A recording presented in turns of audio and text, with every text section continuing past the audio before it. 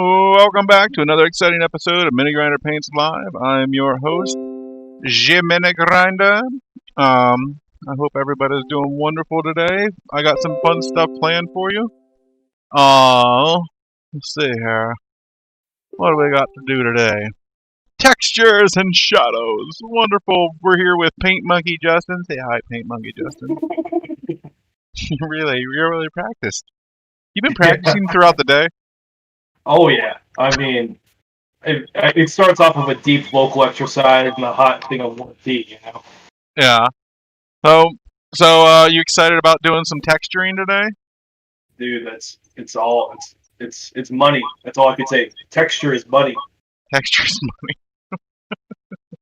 Okay. So, it's difficult. It's one thing, to consider lighting and surfaces and how they sort of interact. But it's another thing to start bringing in the sort of the material factor of the surfaces that we work with. So, like, that helps make things look, I don't know, more realistic, more interesting, all these other things. So, for a long time, I've been so focused on just the lighting aspect that I've sort of neglected my texturing. And back in the day, I used to love the texture stuff because it was an easy way of not blending everything, right? Because everybody loves those super, super sweet blends, but super smooth blends and all. But and that's I kind of fell into that, honestly. The sort of like, look what these airbrushers are doing, and I'm a brush painter, so like I need to up my blend game, so I'm on that level because I knew, in stuff like competitions and whatnot, that's what it was. I was going to be up against that stuff, and with me without ever really airbrushing, that's going to be difficult to overcome. Hey, you still there? I'm listening. Yep. Oh, oh, Oh yeah. So, so I figured, hey, let's start working on our texture game, and so I really started. And the difficulty here is that we have to think about the textures with the lighting, you know. So kind of how I worked it in this piece is I left the super soft shades and blending. I left that to the shadows for the most part, unless I was highlighting the shadows with ambient lighting, which you can see here, right? So anytime that I was highlighting something, that's when the textures were coming out. And you can see like the leather texture here a little bit. Let me see if I can get a Wow. closer up.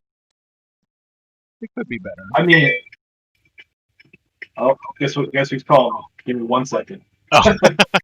Sorry. So that's okay. So Justin's got a phone call. So I'll be a second. There we are. Just taking a look at this leather texture there, and I did it a little bit with the lighting. You can see. Let me get some. Where my brush is at? I guess I wasn't totally prepared here. Here's the brush. So you can see along here, there is some texturing on the leather. But this was such a fun piece to paint. I really enjoyed doing the textures. You can see it up here on these highlights too. Taking a closer look. A little bit back.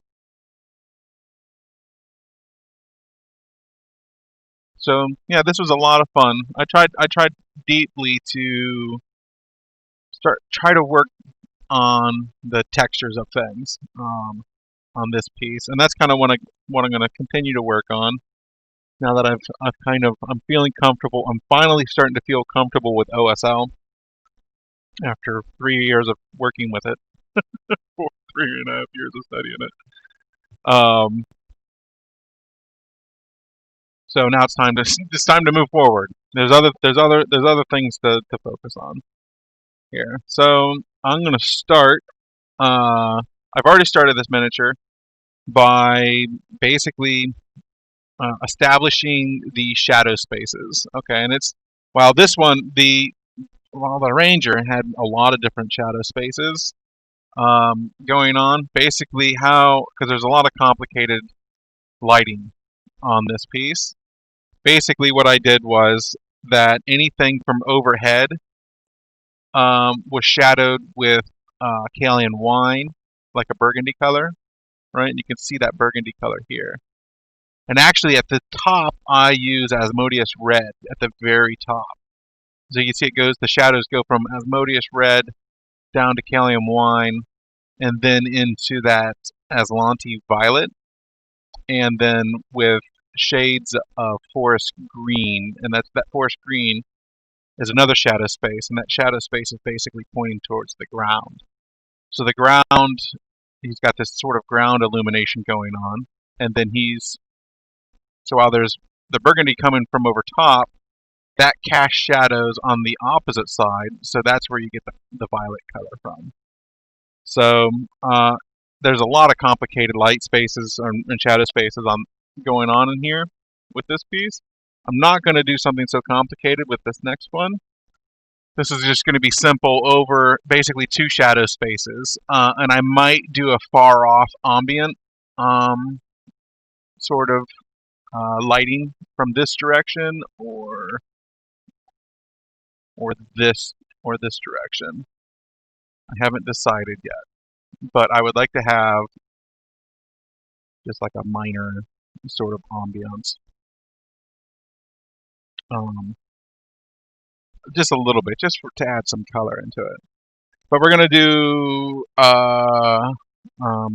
dark shadows here. We're just how I'm starting this is just to reinforce the shadow spaces and just get that all set up. So this is the palette that I used for that Ranger. You can see like the colors are really like, seems like they're all over the place, but on the piece it's really kind of unified. So set that up there, and let's just get started by, like I said, reinforcing some of that shadow stuff. So I'm going to use my 3-0 just to get in there and get some nice nice crisp lines, because there's just some spaces here that I just want to reinforce darker, and I just want to make sure that I get in there nice and good. You don't have to be too exact at this point in time, but because it's all going to get painted over anyways. But I just want to kind of reinforce the idea that light casts shadows. For Justin, leave me all alone like this. For us to do a work call. I guess this could have been planned better, but that's how it goes. So my brush isn't wet or anything. I'm just kind of loading it with the paint directly. And then I'm just trying to focus on deepening some of these shadows just to get a better idea of what the miniature is going to look like with color.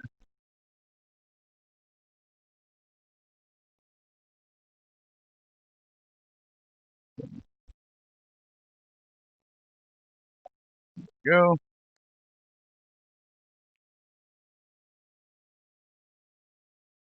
I did it for the most part. It's mostly there. I just was looking over and I was like, oh, there's more that can be done with respect to that. So, like I said, this is very early on.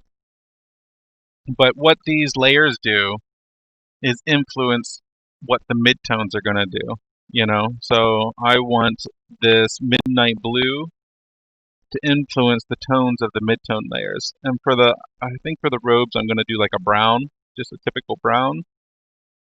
And I've seen a lot of people do green hoods, but and I'd like to do green, but I think what I'm going to end up doing is stuff like that. That's a good spot to sort of darken up. Like I said, you don't have to be too exact, but I am going to wipe that off, I think. All I did was just get some water on my brush and move the paint around. And it kind of turns it into like a wash, a targeted wash.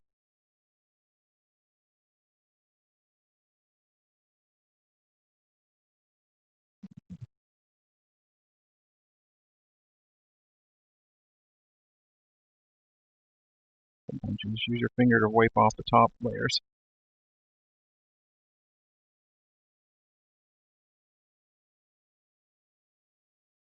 So this piece isn't going to be as colorful, as some of my other ones, but it doesn't really. I mean, I'm going to try to add color where I can, just to bring in some ambience and make it interesting. I've I've gotten away from just painting. This is a cloak, so I'm going to paint it all this color. This is that. So yeah, here's a good location. So all these shadows need to be deepened right here. And while I've gone over that, I'll just get some water and clean it up there. Go.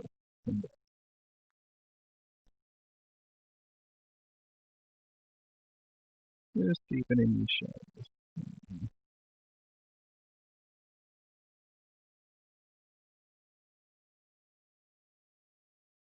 So yesterday, when I was doing a stream, my dog got out. The kids were in charge of watching her. And somebody called me, a stranger called me while I was on the stream, so I didn't answer it. And here it was somebody trying to tell us that they got her dog. Oh well. She's right here at my feet right now, so I'm not too worried. Okay, so that's a good start. Like I said, it's just about just deepening some of these, just trying to get some tonal stuff going on here, just to see what we're working with, and where the shadow spaces are going to be. It's trying to kind of set up the stage for the texturing process.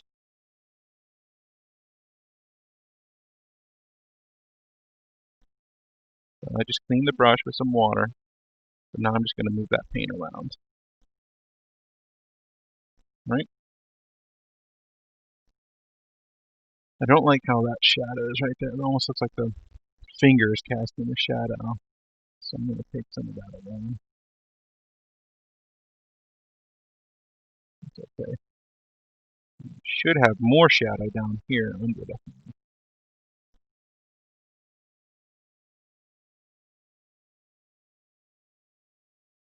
Most of this won't matter because we're going to be painting almost directly over it. But it does influence the next layer, depending on how thick the paint is when we put it down. And then later on, what I'm going to do is to improve the contrast of the miniature. I'll go in and in the deepest parts, I'll add some nightshade purple. But for now, that's not so important actually. What's more important is that we get down some of our base layers or mid-tone. So in this case, the mid-tone is going to be, for the robe, it's going to be this Mawungi brown.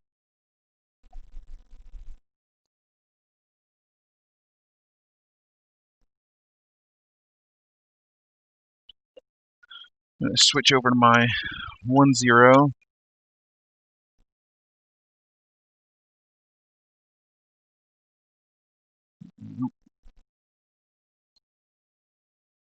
All right.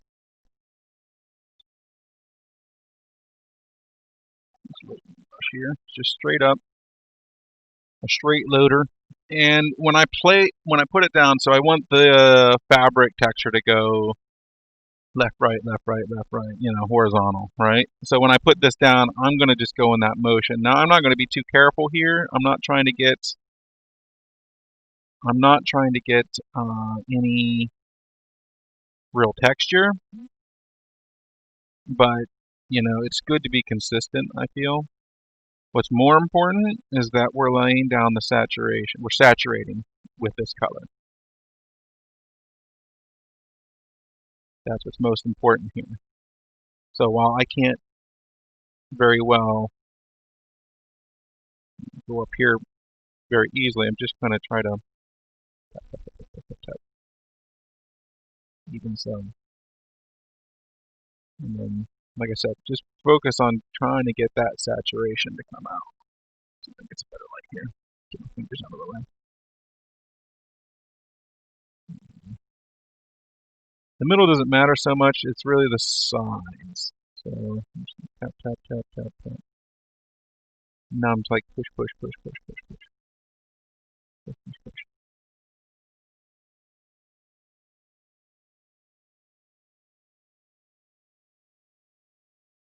Okay.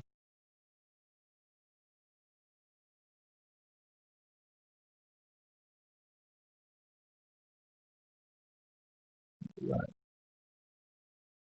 It's a lot more interesting with some of the content. Right now, it's just me painting. That's okay. That's why you're watching, anyways, right?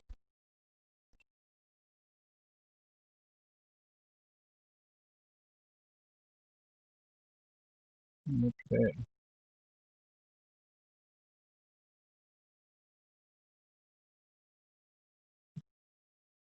Okay. So to bring that together, I'm going to go ahead and just add just a dab of water on the brush.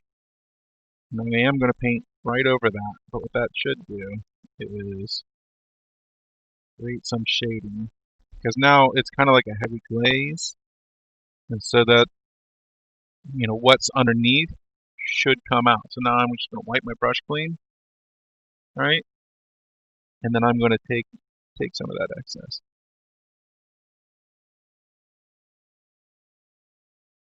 Brush clean, take some of the excess. So that's a nice subtle shading going on already. That's what I'm saying is, these bottom layers sort of influence the top layers in a way. And we can always go back in and reinforce the shadows. That's not a big deal. So I don't care that my brush is all frayed at this point in time, because it'll help add to the texture. I'm just coming around here. Now there's shadow. I mean, the light's coming straight down, so this side shouldn't be as bright, but we can always readjust that with our shadow color. The midnight blue is our shadow color. So it's going to be brighter at the bottom, and then there should be, um, as we go up, I'm basically going to add more and more water to the brush, just try to get that to look more shadowed. I'm just trying to be conscientious of, that space.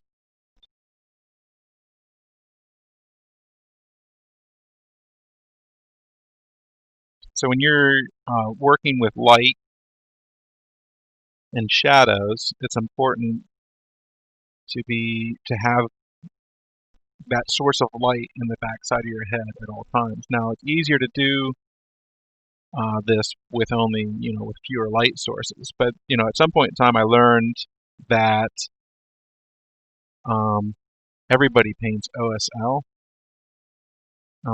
Most of the time they don't realize it, because the natural light, when you're painting the natural light, that is an OSL effect as well. So learning how to paint with lighting effects has really taught me how to paint in natural light a little bit better also, because it is the light source.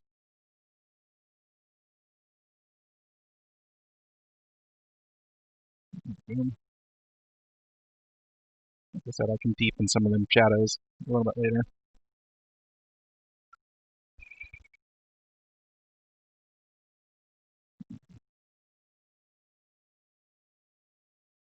Just trying to saturate. This is dry, so I'm going to come back and saturate. Just multiple layers, and I only need multiple layers on the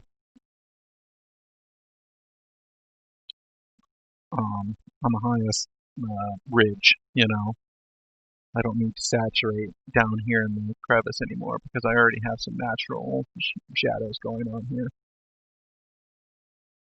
So we're going to add the bulk of the textures in the mid-tone highlights.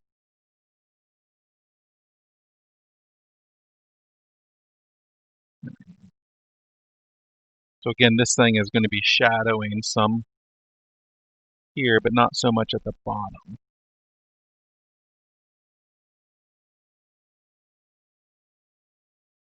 Setting room super high. Good there.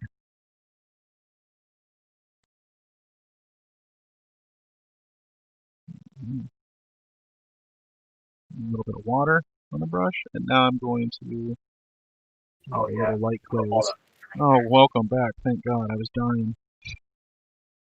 So can you kind of recap for me?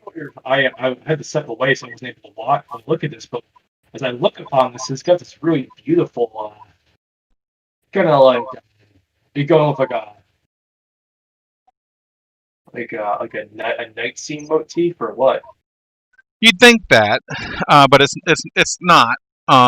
He's going to be under the sun, but Okay. I mean, my typical sunlight shadow color to use is midnight blue. So whenever I'm using golden blonde, I oftentimes like to opposite that shadow or that lit side with midnight blue, or like I think of it as like a cloudy sky that it's seeping up, Yeah. especially if it's like in a city scene, because then you get the grays of the buildings around it. Anytime I think of my shadow space, I think of what is the space around it and how is it the space around it influencing it, the color. Right. I Right. really do try to think about the you know um, the environment the miniature is in. So looking at the base, we can see it's some kind of tiled. It's some kind of I structure of some sort. I remember, the first lesson I ever took from you. You were showing off this dragon. I know you've done a couple different dragons. I think this was the purple dragon surrounded by the gem crystals. And you were talking to me about how you really kind of even shaded the shadow. I mean, you worked the shadow colors in a couple different spots. Like you had the underbelly kind of like shadowed in terms of what he was kind of standing on, Hmm. and then you had the top of him kind of shadowed in terms of the sky and the above environment.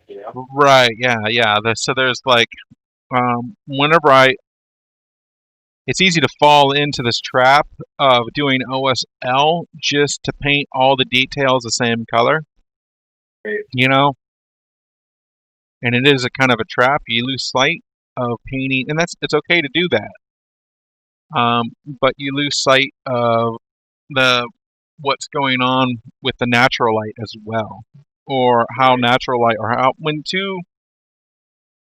your OSL starts to really shine is when you understand how it interacts with natural light, or it interacts with another light source. right, right, Because if it's just one light source, then it's just one color. It's not, you know what I mean? It's right, like right. so. Now, so here's kind of an interesting question for you. Also in that first lesson, you kind of encouraged me. That obviously, I'm a big comic book fan, so this wasn't a big stretch for me. But you said, "Hey, go look at some of these comics and look at how they do their shadowing and their OSL and stuff like that." Yeah, And the and they're first thing that non-metal popped, metal. yeah, exactly. The first thing that pops to my mind is really anything done by Frank Miller, Oh yeah, because he just uses such great super contrasting lines though. super contrasting, yeah. And then also Bruce Timm. I guess these are a lot of Batman titles, but there's also Sin City, there's Daredevil, um, Yeah. stuff like that. They use these really intensely sharp details. Um, I think that was another great way for me to understand lighting and stuff like that. But the question I asked you was, how do comics get away with kind of um, using maybe one shadow light source as opposed to a miniature, which we might be using one or two or three. Well, the pages are much bigger than a miniature. I see. It's It goes easier to back see to the all the idea. details. It goes At back to the the end of the idea day, of you're still negative. painting miniatures, and you have to caricaturize it a little bit Sure, because I mean, you still want it to look good from afar, basically. absolutely. Yeah, So, that makes perfect sense. it's always kind of exaggerated, or always just It kind of should be somewhat exaggerated, somewhat. taken to the next level. Yeah, Yeah, just a little bit, in my opinion, anyways. right, You know. So there's this hood, and then he's got this cape. Is the cape? Here's a question: is the cape also the robe? right.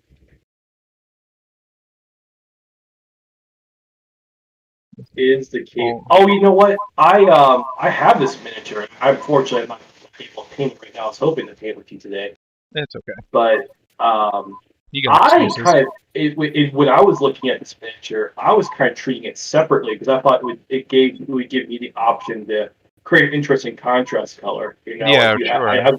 Somewhere I in was gonna do between. I was For me, gonna do the robes and the brown too, obviously, because it's classic.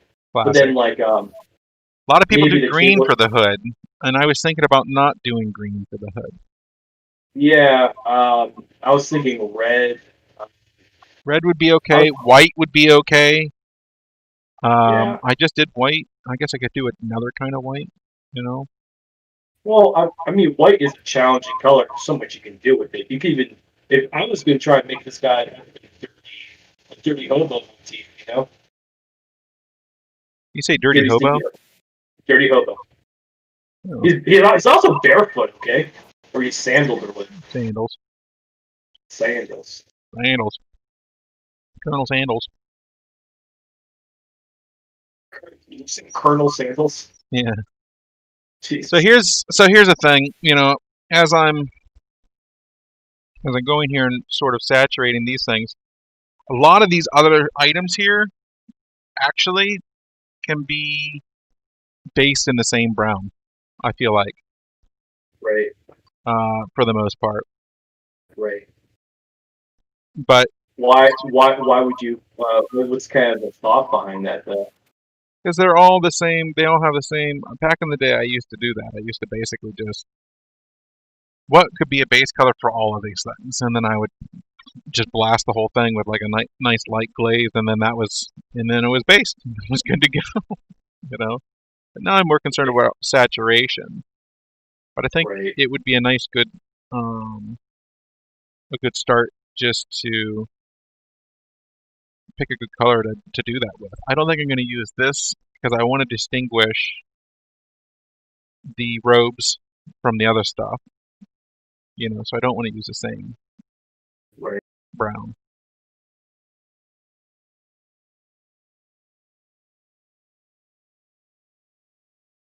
I like what you're doing there. I mean, it's just some base liner. It's nothing too I special. mean, it's I just basically wiped off the brush and then grabbed some water, and so now I'm just moving around that excess paint right there.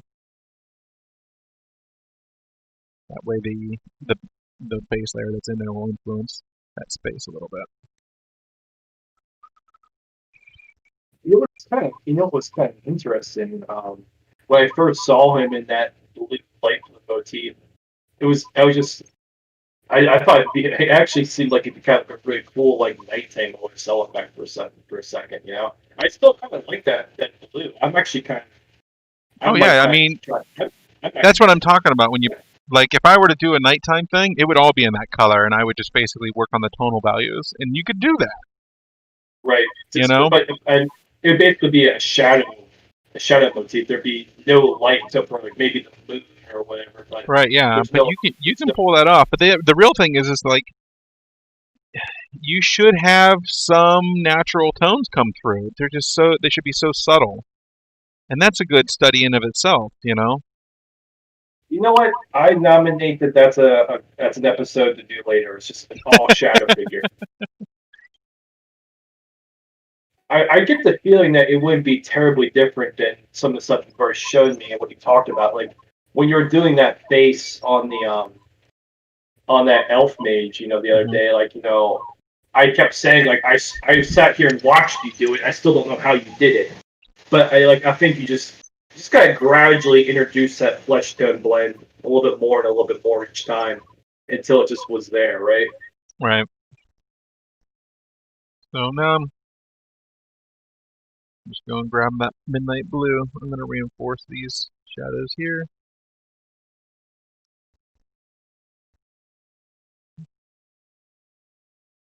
You know what's also striking about this picture? I just gotta put this out there. This guy is huge. I don't understand why there's a font that's this freaking large. He's a big guy, yeah. It's like it's He's like your Little John. He's like your monkish. He's like Friar Tuck and Little John mixed into one. I almost was wondering if he was like one of those the D&D subclass, like a Goliath, or one of those those big boy races. Yeah, He's a big boy.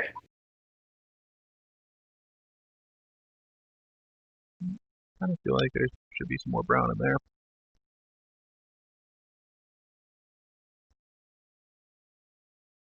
I'm just trying to make the shadows consistent here. Right.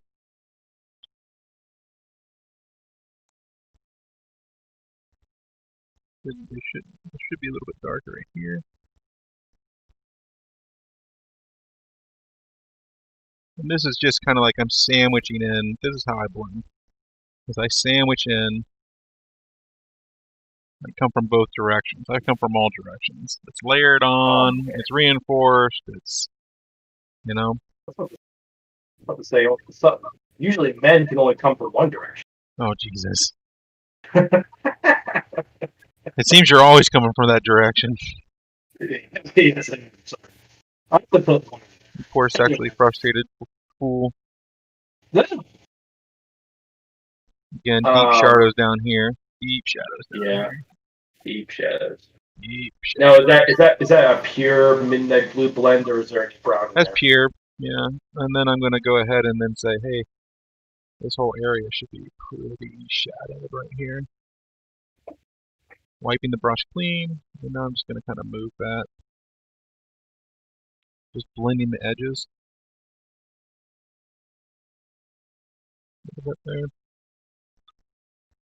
Yeah, that's such an important move that I don't do enough of. Is that you punch in that color, and especially when you're kind of laying that blue on top of the brown there, and you don't want it to sit like right on top of it. You want there to be some kind of transition or blend. Yeah.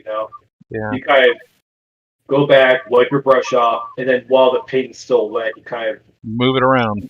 move it around and get those edges blurred up a little bit. Or Yep. yeah, Yep. And I that's do just a not do quick, enough of it's that. so quick to do that and create a nice smooth blend, especially when the paint's wet.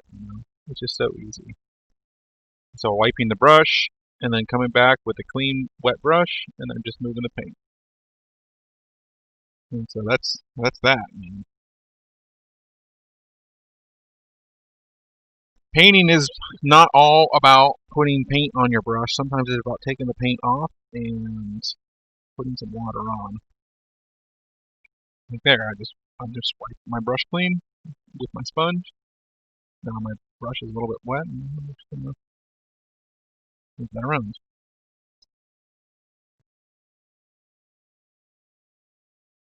I kind of feel like I don't know what this stuff is here, but I'm gonna go ahead and just create some contrast there. It's preemptive contrast, just to distinguish the robe from whatever that is. Yeah, I guess that would be Again, same thing down explore. here. You can see down here, we're missing some. Right now, it's just about attacking all of those spaces, and the main reason why is because I have to set up where I'm going to be putting my textures. Because if you recall from the Ranger, I don't want my textures to be I don't want them to be, I'm sorry, I don't want my shadow spaces to be textured unless there's some kind of ambient lighting, basically. And so I want my Absolutely. shadow spaces to be more smooth. It'll help the eye sort of get tricked into thinking that they are, in fact, um, shadows, because there's less details Right. in them. Right. Absolutely. No, a little bit darker here. Don't be afraid of just deepening those shadow spaces. Give them saturated also. Saturate them shadows.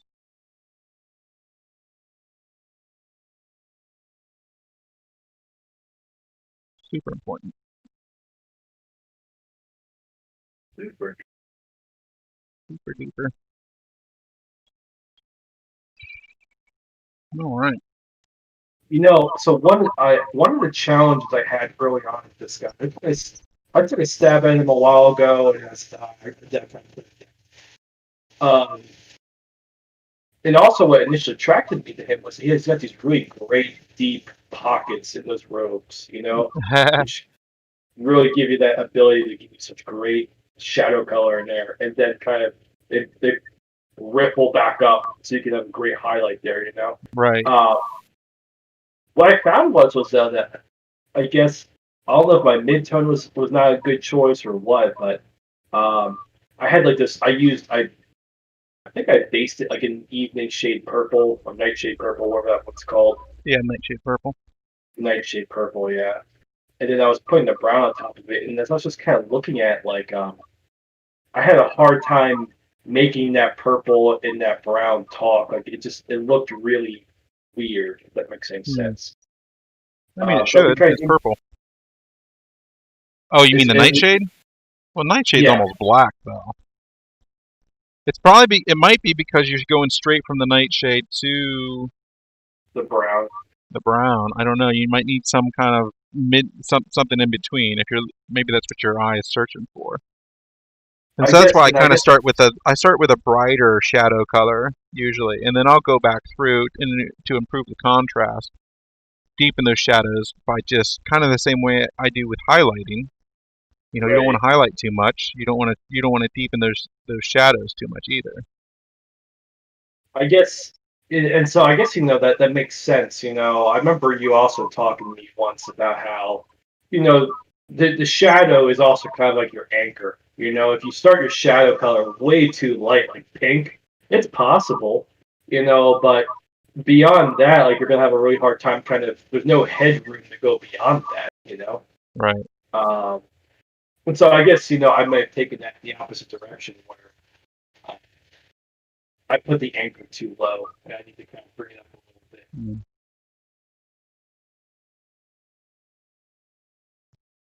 So, like I said, just work in them shadows in first. It's important to know where those spaces are. Mm-hmm. I want to deepen this side. Don't be afraid of dramatic shadows either, especially when you're given the space to do it. And that was with a wet brush, so it went on in kind of a really smooth way.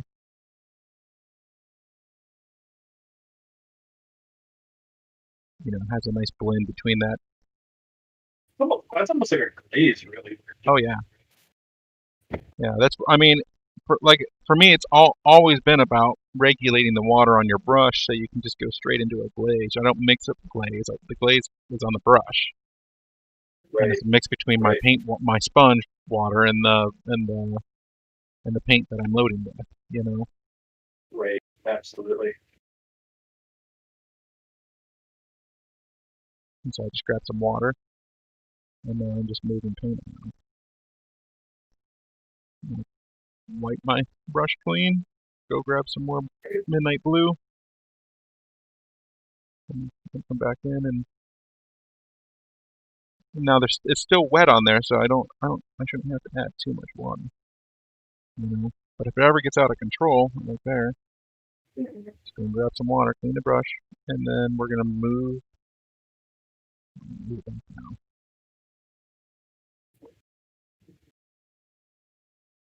See some of the paint's coming off there. Be careful with your water. Reinforce that brown. What would what is kind of like your advice for me specifically, or anyone really? I think water control is just, Paramount. I guess it's paramount. It also feels like it's in some ways it's like playing an instrument. Maybe the answer is just, but it seems like something that you definitely have to kind of play with, mess up. You have to do it It's just every time you paint so that you get better at it because it's all about judging the consistency of the paint on your brush. right. You know, Now, it's important Right. to notice that on the top here, there's no midnight blue. So the shadows on the well-lit side are going to be the base color of this, of, the mid-tone is going to be the shadow on well-lit sides. Right. Okay? So you got to kind of transition, as we're transitioning from the Oh, shadow side to where it's lit, that's, we're transitioning the shadow also from being this midnight blue to being the actual mid-tone. right. That wet blending helps you create that mid-tone there. We'll reinforce it then. Reinforce it, yeah. Yeah. Because um, yeah, I want to go from deep shadows to bright. So, like I said, everything's about contrast. Creating that contrast where possible.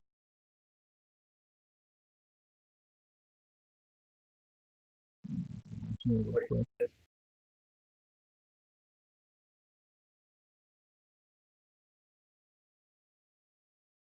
Like in the brush cream, I'm going to clean up that spot there. I'm just going to paint one. Just want it off the top. There we go. Looking good. It's getting there. This is just the beginning. Oh yeah, I know. So when I'm putting this down, I'm going back and forth with the brush. Because while I'm not trying to paint textures, I am keeping in mind that there are going to be textures here. Right. But, if you were to paint this just brown, somebody might think that this was leather and not cloth, or if you, or whatever. So we're going to try to distinguish that this is in fact not leather, this is cloth, right?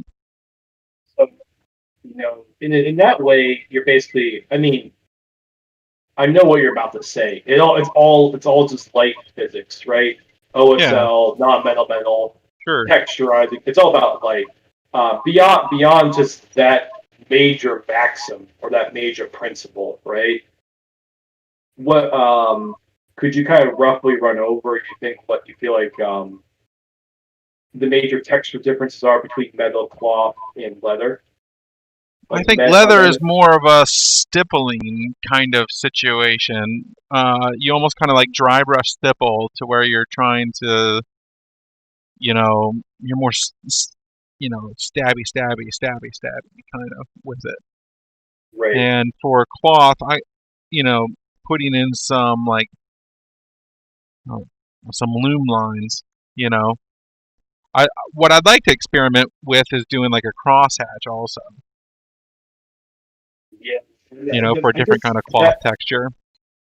that was kind of what I was thinking of was cloth was you do get that crosshatch and you do You can see do that the a lot in crosshatch, yeah. comics and animation.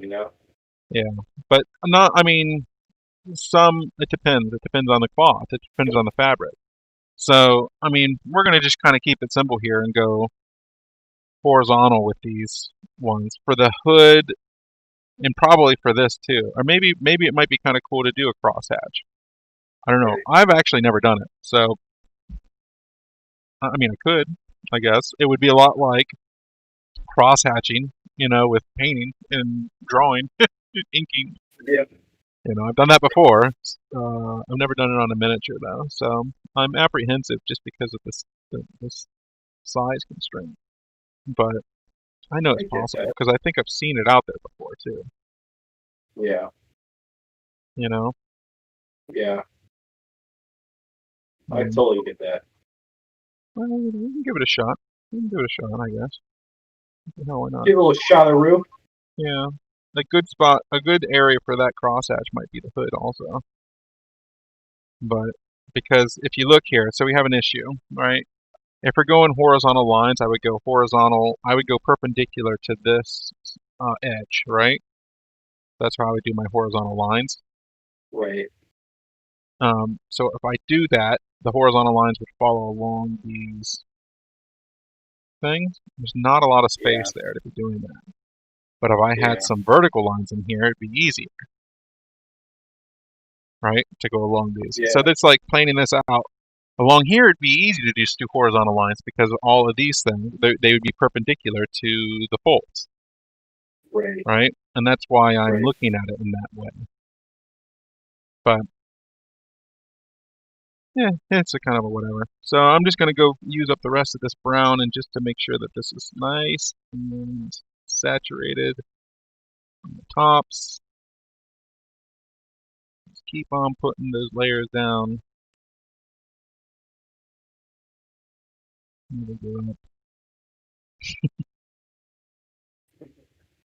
Never think that it's too saturated because That's most likely we all underachieved for the most part. well. So I'm gonna kind of play devil's advocate here for you for a second, or at least Uh-oh. kind of propose something that I've been thinking about. Um, I've told you before that one of my main hobbies outside of all this is I collect action figures, right? Yeah. One of these action figures, I guess, that one of the lines that I'm a really big fan of, uh, something called it's a line out of China.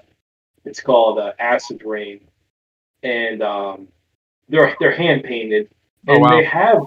they have these or they're definitely more artisan, less mass produced. How about that? Yeah. Uh, Beyond that, the figures themselves often have a low contrast, um, darker vibe to them, which I kind of dig, if that makes any Yeah. sense. Now these are also 4-inch figures as opposed to 28 millimeters, right? Is I feel like I draw a lot of artistic inspiration from that styling or that concept. Is there something? Do you feel like there's something wrong in creating darker miniatures, or do you feel like it's just really an If you do it, ineffective way, you got to do it with lighting, you right? know. So like Because, make it dark but then brighten up the darkness too. right. Just the idea So being that it's a smaller form factor, so you just have to be aware of that. I'm going to use this And green ochre here to let's try to bring it up a notch.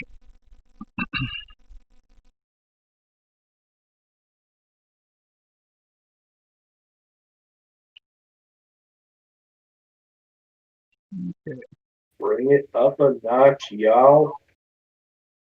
And I am mixing it right in with that Mwangi brown leftovers because I don't mind starting there first. The other thing that I like to use here, good old fashioned flow improver. Maybe not that one. This one. Okay. What I'm gonna do is just take my 5-0 liner here, dip it in, and then I'm gonna mix it in with that, and get that flow going nice and good.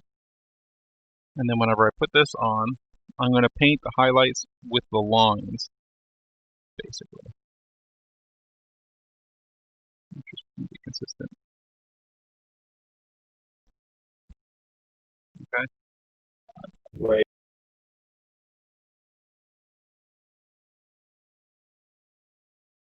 And I don't mind if I just keep on going with it. They don't need to be singular lines at this point.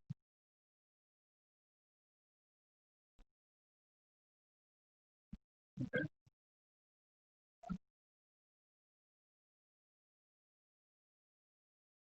Some more of that. It still has a flow improver in it, so it's good to go.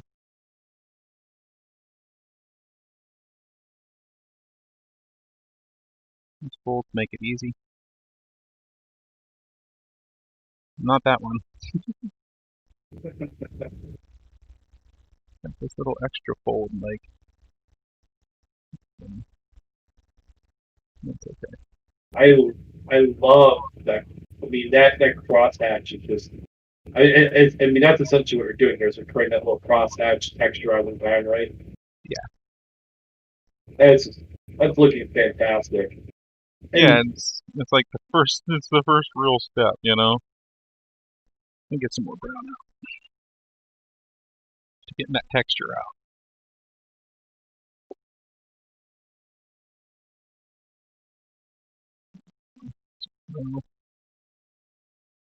what I might have missed it. What color are you using on that? Is that like an amber Green ochre. gold? Green ochre. Wow. It's just an ochre color, really. Yeah. Yeah, very Monet. What's most important here is that you're not picking a color that's too close to your whatever the base color was, whatever the next color down on your layer is, right? You're picking Right. something that's got some tonal variation compared to the previous layer. That's been something I've been very guilty of. Is that my next color is always kind of like a 1% difference. Right? Yeah. Don't, because you're trying to blend. You're trying to blend, but I mean, I was making the same mistake. I make that same mistake for a long time. I still make that same mistake. Um, you're trying. I mean, the thing with miniatures is you're trying to create contrast, and so the only way to do that is you have to make real steps in between between your midtones and you know what I mean. And Yeah. also, it depends on what your surface is too. Right. You know. Right. Right. Could I challenge you on this one particular miniature? Actually, if that's okay. Uh-oh. So because we are talking about texturizing, right? Yeah. Sure. And I don't know if you chose this miniature for this reason, but as For I'm the looking ease of paint, across, it seems like it's going to be easy for me to do. So I chose it. well, I'm gonna challenge you, and I don't mean Uh-oh. to screw up your flow here or anything, Uh-oh. but you could conceivably have several different textures here. You've got cloth, you've got the metal and the cross, you've got wood, Oh and yeah. then theoretically, you could even make that cape or that cowl leather. I guess yeah. Well, the satchel will definitely be a leather. Satchel, yes, okay, yep, Yeah, there the is book it. cover can be kind of like a leather. Yeah, absolutely. So I think, That was kind of yeah, like already in the plans. oh, my bad. I don't know how much I'm going to be able to get to on the stream though. I really don't. Oh So yeah, I know. I just I want to would. shout out to all the people, all the lovely people that are watching right now. Thanks for watching. Hi. Oh, Like, subscribe if you care. jeez, jeez. No.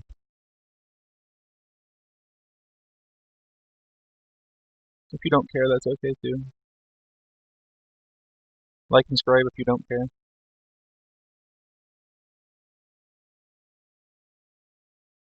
All right.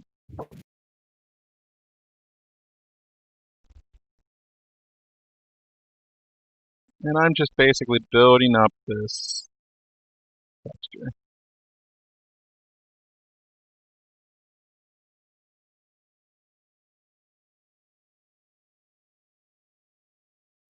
Hello? Yep, I'm just kind Woohoo! of watching you do this cross hatching. This is I'm It's actually kind of therapeutic. thinking about what It's straight up therapeutic. Again, it as you're is. doing it though, you need to saturate. So we're just saturating, and I'm going more and more internal now. Saturating being many layers and stronger paint as opposed to stronger water, right? Right, yeah. Yeah. I basically, again, I've been wet blending for so long, and now there's like a little dip here, but we're going to accentuate that on the next highlight level.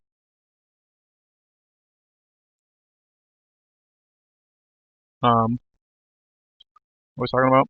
Bring me back. Hmm.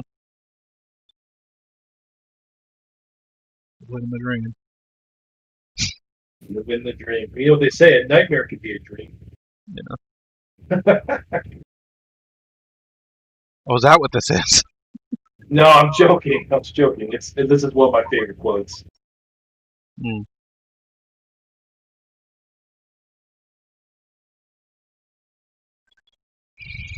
It's coming along. Okay, so we got some other stuff going on up here. And I'm just gonna tap, tap, tap, tap, tap, tap, tap, tap, tap, tap,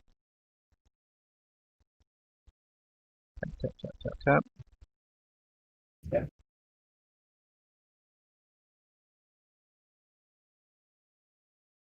I'm not trying to do too much in the way of texturing there. I'm just trying to get a general idea of it.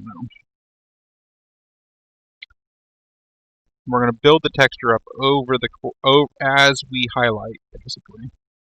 Right.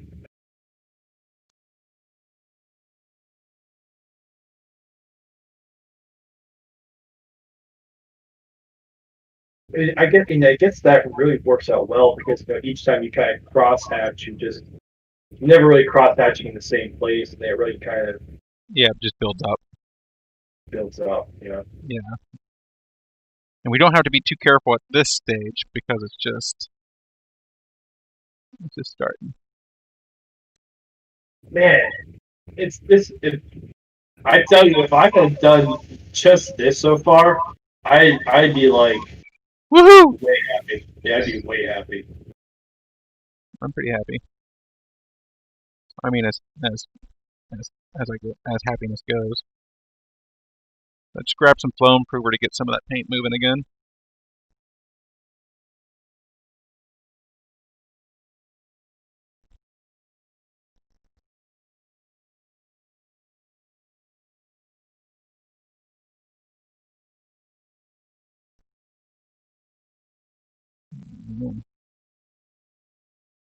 Harder to see on the side.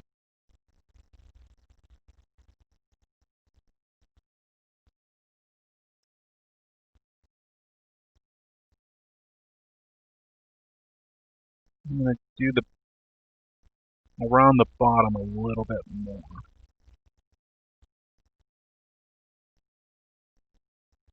Like this.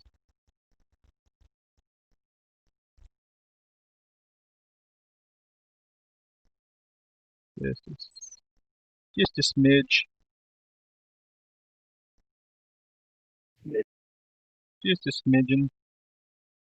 Okay, and this was actually a mix between the Mwangi Brown and Milwaukee Brown. Is that a Mwangi. Pathfinder thing?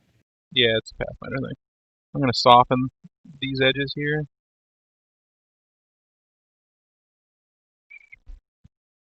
So you're Using mixing Milwaukee Brown and the green ochre. yeah, just a little bit of a mix. Right now I'm just trying to take what's left over on the palette and soften Was the that Milwaukee texture. Brown your robe color? I might have missed that. Uh, yeah. Okay, got it. I see. So you're basically just kind of going back over it. Now, how much water is in your brush right now? None. I'm using flow improver.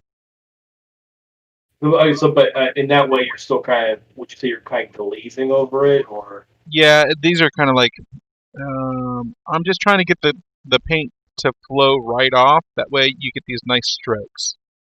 That's what the flow improver is really for. Is to get Right. some nice fluid strokes. Mm. I've already used my one joke for today, but that would be a good one. Yeah, I gotta watch saying stuff like that around you. You get too excited. And limit to one joke, or maybe two. You're excited over there. You get excited easy. I mean, I'm a 13-year-old boy in a 30-year-old man body. Okay, Oh my god. You poor that thing. sounds. God, that sounds really. I'm not a pedophile. I I, That's, I wasn't worried. that sounded really bad. My bad. Anyway, No, it didn't sound that bad actually. I didn't read it that way. But I'm not a okay. perv, so Yeah, all right, fair enough. Um, So so what kind of color concept are you thinking? Well, Shoot, I don't know. Honestly, I was actually thinking about going with a purple hood. you knew exactly where I was going with that, and actually, I think a purple would be great. I was actually also wondering. Another option would be to do a green hood and a purple cape, or a purple hood and a green cape. I guess that's where you can get your contrast from, you know. But Also, I'm sorry. Go ahead. I don't know. I don't know. This would also be like I would kind of let the determination of the role playing determine this a little bit. Like, is this guy is he rich enough to have a purple hood? You know, Oh right. Oh right. That's a good point. purple I know historically has always been one of the more expensive colors to produce. Right. Yeah. But it's the only thing that's nice on him. So maybe he's left over. Maybe his pariah got burned to the ground. I mean, he's also carrying a large tome and then a potentially a gold or metal cross too. So So with these ones, I don't want to go horizontal this way. I want to go horizontal. See, I'm going horizontal to the edge, right? So for right. this one, I'd really want to do horizontal this way. Let's see, how do yes, it's always to the edge or to the outer sleeve or whatever you want to Yeah, call it. Yeah. trying to with this. Now, I might go back on later, and then, I mean, crosshatch was just sort of, if I were to crosshatch down, I see, I just feel like it would take away too much. Maybe not. Maybe it'll look Would good. you? For some reason, I just had this idea where I'd be half tempted to make the cross actually slightly darker color to maybe Actually, it would create be contrast. brighter. You would want brighter. Brighter, okay, sure. But to create contrast with the cross hatching too, to make it more prominent or stand out, maybe. Well, yeah, because you want, like, so it should, that's actually turning out kind of nice. That's nice right there. Yeah, I like that. That's nice. The most important thing that you're doing here to make these textures work is when you're going from one darker layer to the next, the layer on top that texture needs to bleed through a little bit into the next layer down, basically. Right. That's a big kicker. So yeah, I mean, I'll give it that cross hatching a shot on this fella. A little cross hatch action. Yeah, I mean it's straight. It's a straight up cross. It's not like super complicated cross hatching, but and that way it doesn't get in the way. I'll be able to do it up here and it'll look nice also. Never be afraid to try something. Yep, a little bit more down here.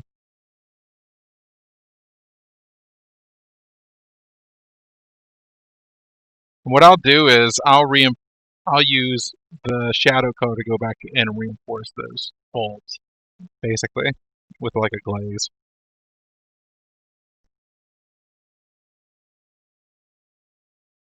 So like right now I should be using,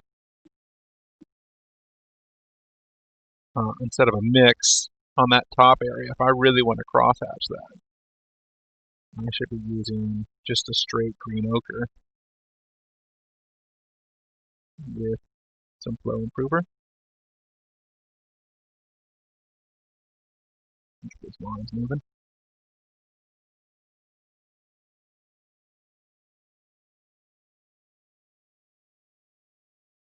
Oops. Make sure you can get a nice straight line.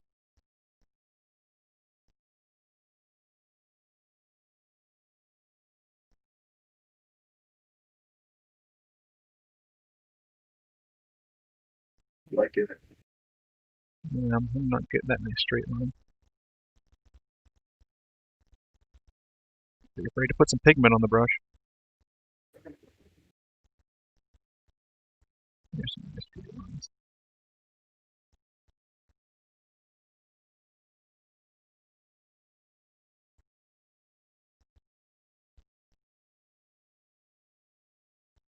They don't need to be right next to each other. Yeah, looking fun. Good, man. Let's it's kind of hard for you guys to see it, so I'm gonna go ahead and see if I can zoom a doom a doom.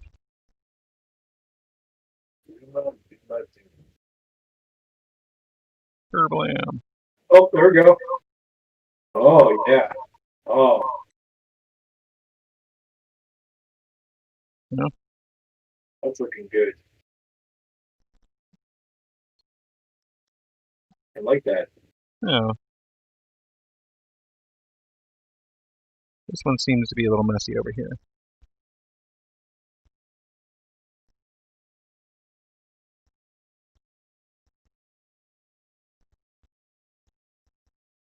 Do you feel like you're going to revisit that solid brown color along the edge, kind of like as that mid-tone between the crosshatch going into that shadow color? Because then you have such a deep, long fold from the top all the way down to that bottom there. You know what I mean? You mean right here? Yeah, I mean, really, at any of those three kind of ridges there, backside. Like, Yeah, you can just to sort of blend in because, like I said, you're kind of bleeding over into the next layer down with these details a little bit. right. So there's and then sometimes if you go overboard, that's the modus operandi. I mean, you wanna basically go and soften it up again. You know, Right.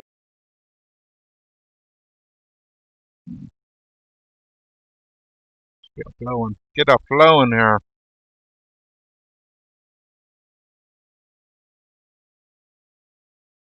Uh,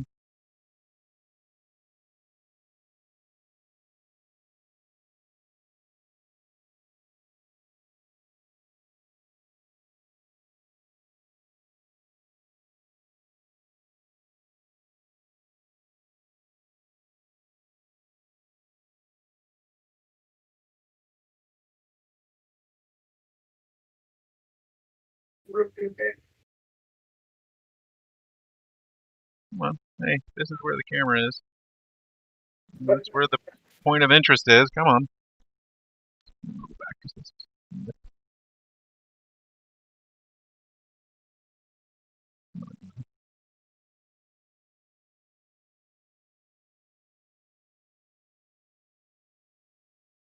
It's starting to happen.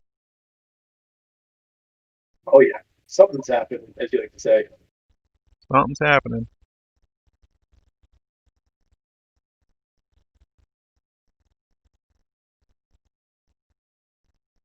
So, do you have a Nat one character kind of made for this guy yet? Yeah, he'll probably be the human cleric. All right, I'm gonna pull that up if that's okay. Yeah, let's pull him up. Pull him up. Pull him up. Pull him up. Uman Sea Lyric. Okay. All right, Mr. Human Cleric. Never got to change that height. It's only 5'10". I guess we'll have to change the height. This is like the Tom Cruise Human Cleric. Yeah. Okay. So beyond the height and weight, he is obviously good alignment, good tendency. You can't really have a player who's opposite, but I mean, maybe you could. Yeah.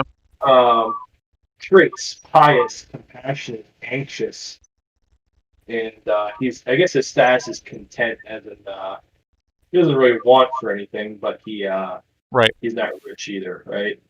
Right. But, you know me, I'm a big role player, right? Yeah.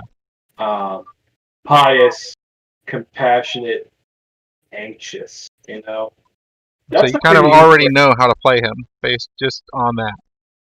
well. I believe I do. And what's interesting is I think off of 3 words, really picking up on some interesting depth here. The first two make sense: pious and compassionate. they kind of really build off that traditional cleric vibe. The anxious one is kind of where I feel like you get to see some really nice, you know, That's where the character's coming out. the peccadillos or the, Say you know, peccadillos. yeah, peccadillos.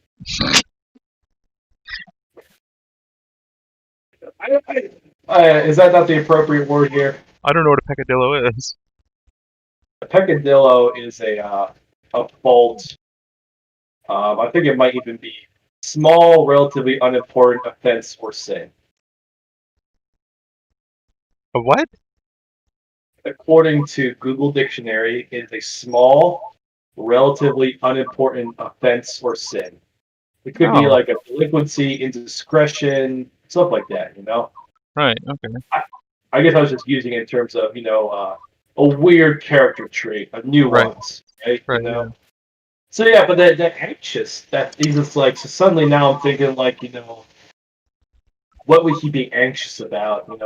What's kind of he's pious, he's compassionate. He's got a very strong belief in God, his God, His God. Yeah. a supernatural existence. Um, what does he what kind of makes him worried Anxious. though? Why is he anxious? What do you think? Because maybe I think you'd think that if he had faith in his God, he wouldn't worry so much. But But that doesn't. I mean, no one's perfect, right? no one's perfect, and I honestly think that I happen to know some rather fanatical people that have pretty fanatical beliefs about things, and they seem to be the most afraid. Also, It could be an overcompensating trait, right? Like that you're just trying to cover right, this one solution to really kind of plug up this hole, right, inside yourself, which is another joke, and I can't go there. oh, but right, but um, in some ways too, like it could be that another interesting take could be that he has a detached sense of supernatural and reality, in the sense that he has this ultimate faith and belief in God or his God or whatever, yeah, right? But he has almost no faith in terms of humanity, maybe, yeah, which also can explain some of that compassion. or maybe But not humanity, maybe just his world around him. right, Like exactly, he's got to save the world. You know, right, it's on exactly. him, and so they're like, I didn't develop anxiety until I had kids, and maybe that's what it is he Right, sees his flock in the same way as I see my kids. What's going to right, happen to these people when I'm gone? So he maybe worries about absolutely, that. So it has an absolutely, enormous responsibility uh, to that, or feels enormous responsibility. That's me in a absolutely. nutshell, anyways. Yeah, then I think that makes perfect sense. I mean, not about you, but I mean about like how you blend this into the character. That anxiety, as you said, could even be more of a recent development. That is kind of being piled on top of his faith.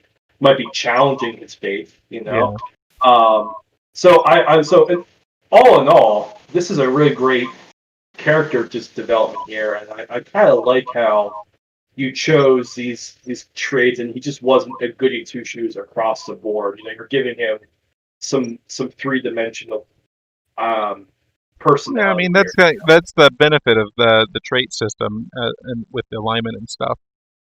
And You want to natural kind of one is you kind of already know who this person is. You right, know. exactly. You know what? Now that we're talking about it, how about I pull up the trait system real quick? Yeah, let's do that. I know that we've talked about it a couple times, but it's one of those things where My question for you is, what would be the three traits that describe you the best? I will tell you when I pull it up. Well, first of all, I'm truly evil. How about that?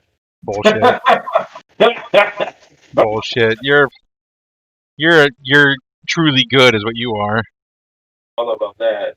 Uh, Okay, so for anyone who's playing the home game here, it's Nat One RPG guide. I'm on page 22 starts off with, I guess, what more people in other role playing games and how you kind of refer to it here as alignment, you know. Yeah.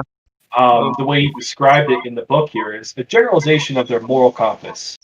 The further narrow down the character's alignment, per player must also choose a tendency, right? So you have three alignments: good, neutral, evil. right. And then you have tendencies. So, like, if we were to walk down, and I think they kind of, there's three different ones: true, neutral, or evil tendencies. So, truly good, good with neutral tendencies, or good with evil tendencies. So, Right. now you have a matrix of 9 possibilities. Right. Yeah. Basically, Uh, yeah. It's right, or an yeah, array. Yeah. Yeah. right.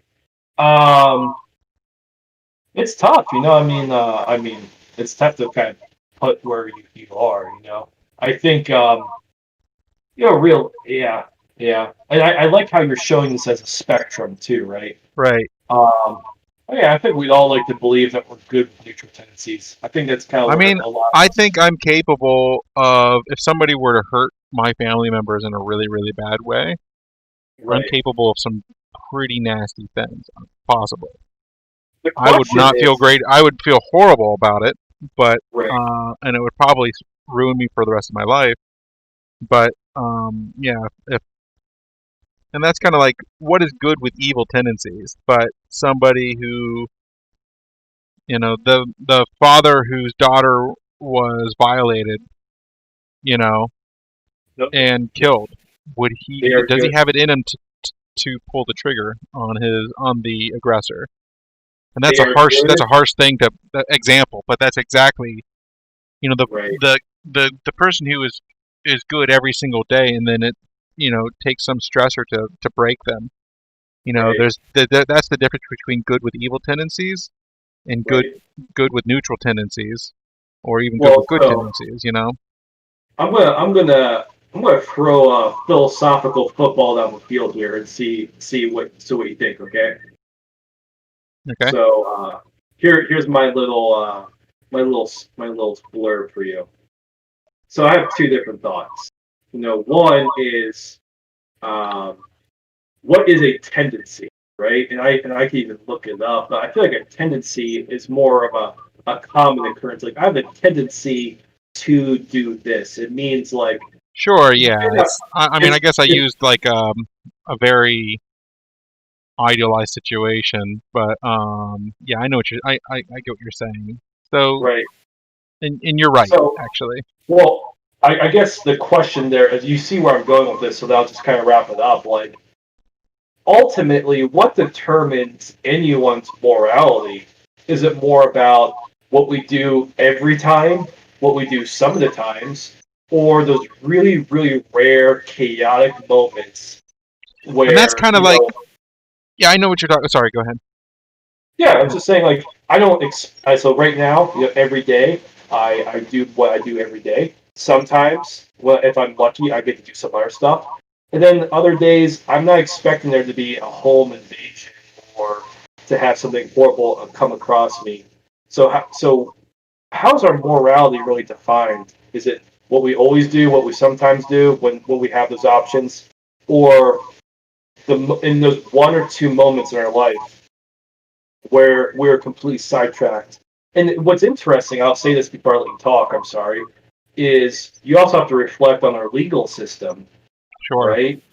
That sometimes we will judge people in this country or any country based off of a singular moment in their life, and regardless of other character things they've ever like. I'm Yeah, not saying it's right or wrong. I'm just saying that I does happen. I We do think judge there's people off of. Yeah, go ahead. I'm I sorry. think there's I think there's limits that everybody has, and so like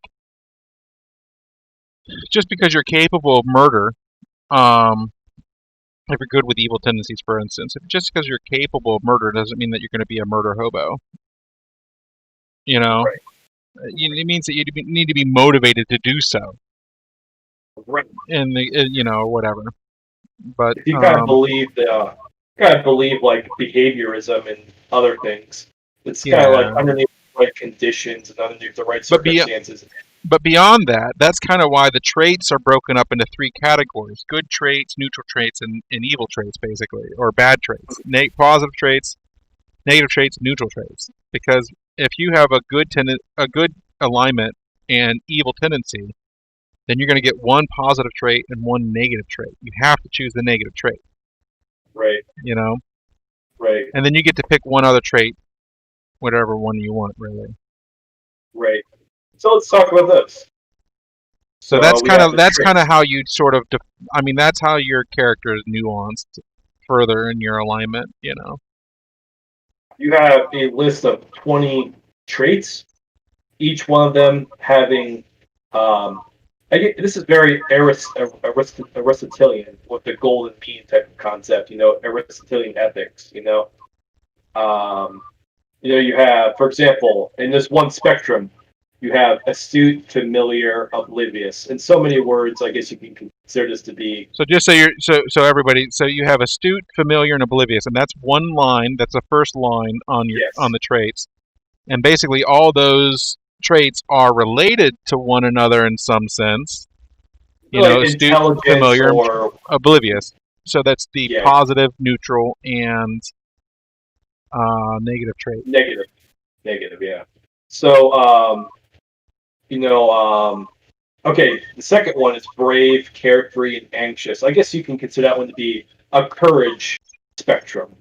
Sort of, yeah, yeah, Yeah. So each one of these represents a spectrum right, upon which you have a positive aspect, a neutral aspect, and a negative aspect. right. And so when you look at this, what's interesting is that we talked about this cleric being anxious, and really, I mean, you can interpret that anxiousness in a variety of different ways in terms of an anxiety disorder, being just kind of extra energy. But really, the way you kind of, if you look at it this way, it's even kind of suggesting that he might suffer from a lack of courage. Yeah, Because the opposite end is being brave, you know? yeah, sure. So, so he could be someone who is highly devoted to God, highly compassionate towards He knows others. that man. He knows that a man is mortal. He's aware. Right, right. So And here and I'm gonna. that also, I just want to point out real quick. So some of these things have gotten away from me, right? yeah. And when that happens, I'm just gonna get a damp brush, go Oh, back to my Mwungi brown here, and I'm just going to go ahead and soften those edges there.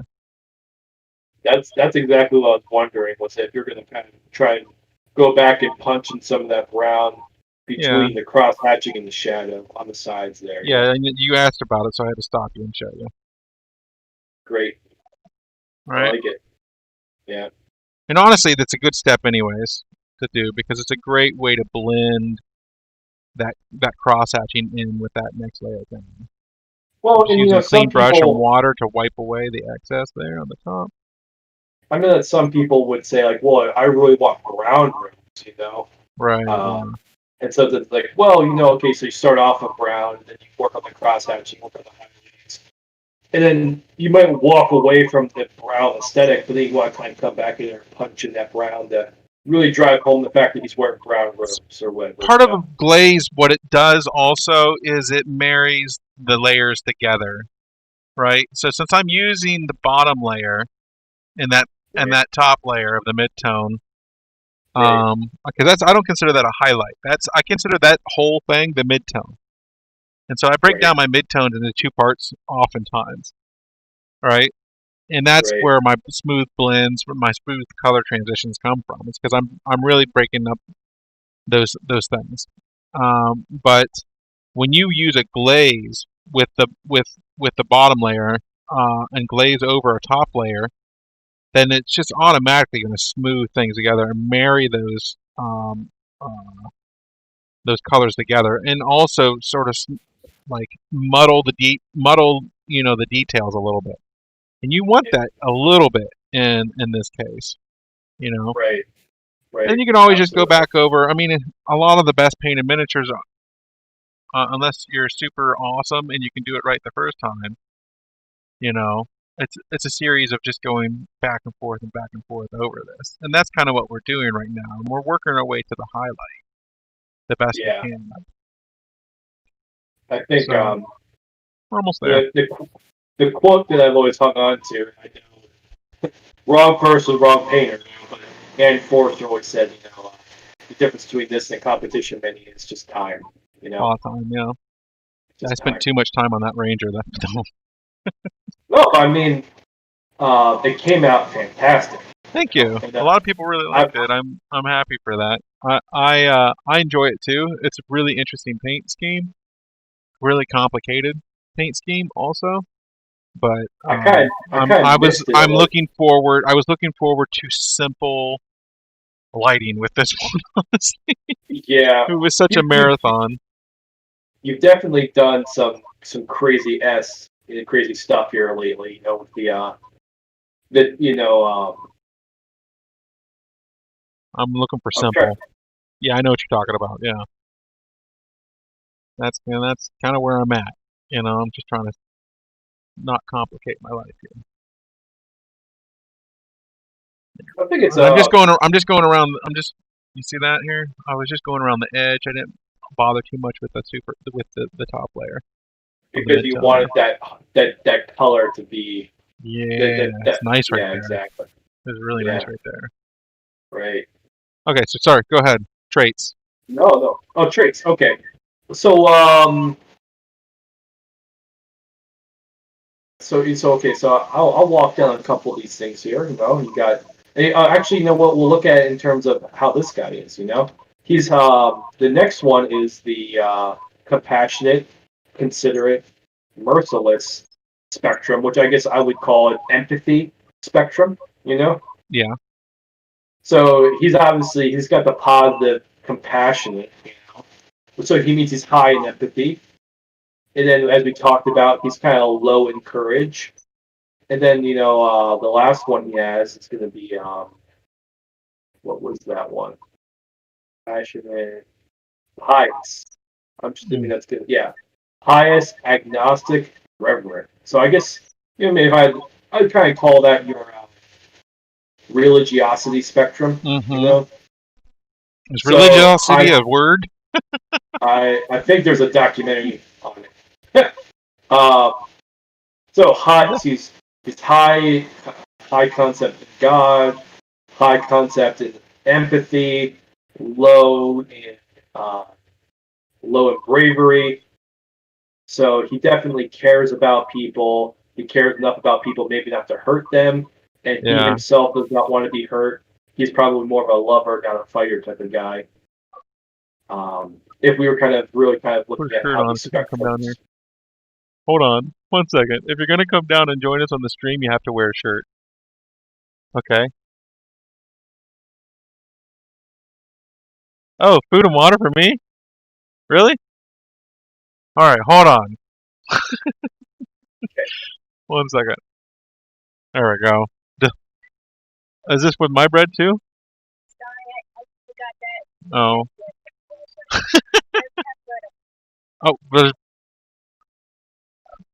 really?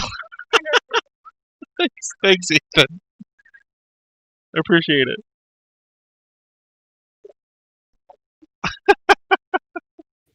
I love my boy. He's a Yeah, good kid. I like this idea that they're sitting in this big dark basement and they come down and give you. Yeah, he delivered a turkey sandwich with butter, Oh, that's high class, fancy boy. right? And some water.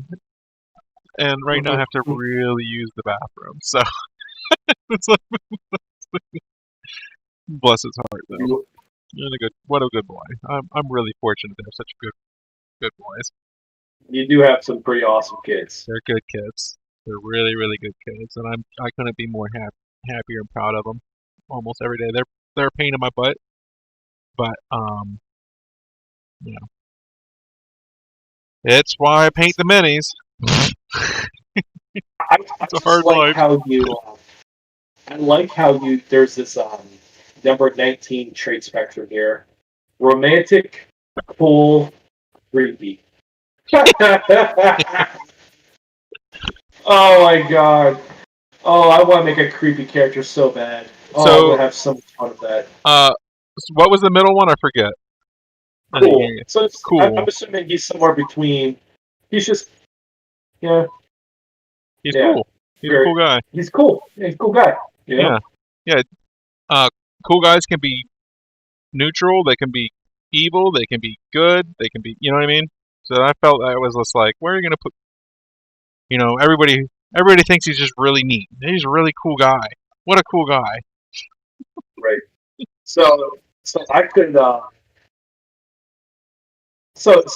kind of I get to you get to choose according to your rules. You get to choose 3 traits. And of course, so there's 20 spectrums, each with three traits for a matrix of 60 options. Mm. According to your rules, you get to Oh, there's more. you There's a choose. lot of. I mean, I don't know what the number of permutations. I haven't done the math. Oh yeah, I meant just yeah. Sorry. It's okay. Anyway, the rules are you get to select 3 traits. With one has to correspond to your alignment. So that means that if I chose a Here's an good idea. Why alignment. don't you choose your traits first, and then see what your possible alignments would be? Oh God. Okay. Perfect. I love that idea. Okay, hold on. I'm gonna create something really fucking weird. Oh goodness. Let's see here. I kind of want to know what mine is. We're gonna take a break from painting for a moment. It's before that. Oh Just look through the book yes. here. Okay. Here we go. Ready? I guess Creepy, you are not phlegmatic. creepy. No. I'm creating a character. Oh, I see. But I see. I No, I okay, want to know what you think you are. okay, I know. Just give me 1 second because I really like this character I created. Creepy, phlegmatic, and passionate. Oh no, I You can't do can't that. be Phlegmatic and passionate passionate. and phlegmatic at the same Yeah. time. Okay, you know what? You're right. I forgot. I was just choosing words. Okay, creepy, passionate. That's a great combination. Hmm. And forthright.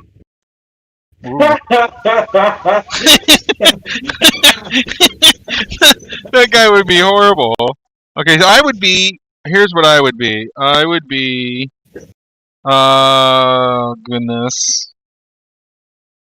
I would definitely be realistic. Yeah, I'm a that's a good one. realist. I would say jovial That's a good one. Yeah. for me. Realistic and jovial. And then,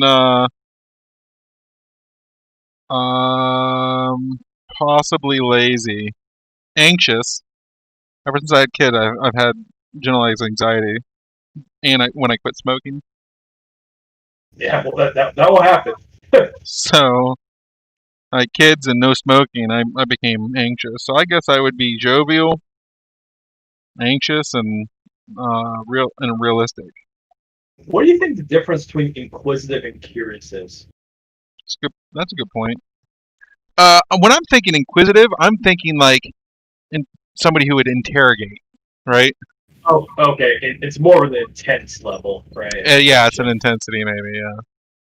I'm gonna go for me with curious. Probably depressing. That's an interesting combination right there. And I'm gonna go patient.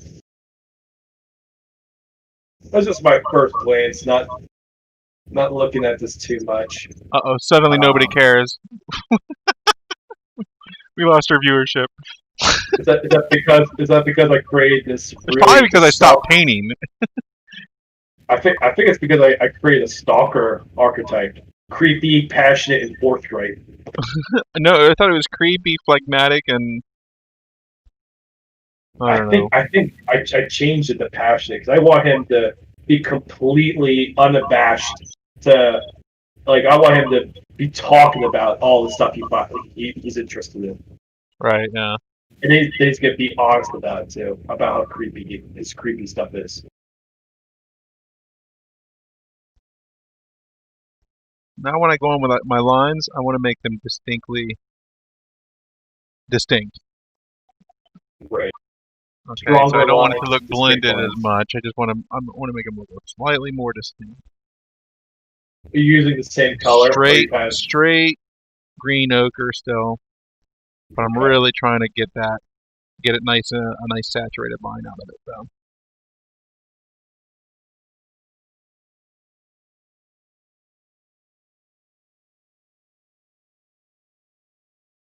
I know I asked you this question. I have a bad habit of maybe forgetting things as we move on to different Yeah, me topics. too. I asked you the secret to what saturation is. More Is paint. it more paint on the brush, more paint on the mini? Yes. No, it's not more paint on the brush. It's not. And part of it It's is like what colors you're using too. But right. most importantly, I think, is just making sure that your layers aren't gritty and muted.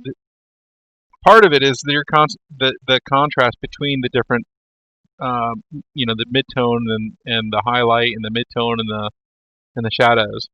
It's balancing all that.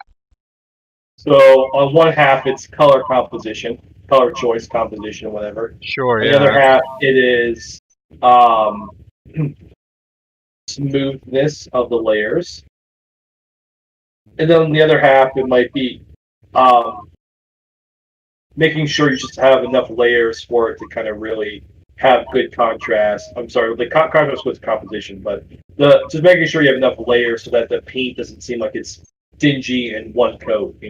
right, right. I mean, You got you've to make been sure it's punching nice in that grader, and good coverage with your paint. you've And been that's punching kind in of that I'm use a ochre. lot less water nowadays because of that.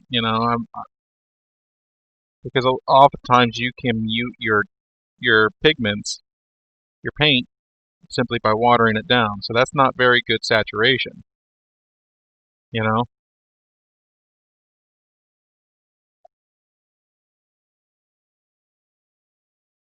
Yeah, I'm loving that crosshatch.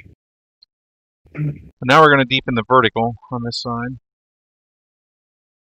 I'm going to start from the bottom. Rotate this thing up this way because it's more natural for me to go like this. Alright, so I'm just going to rotate the miniature so I can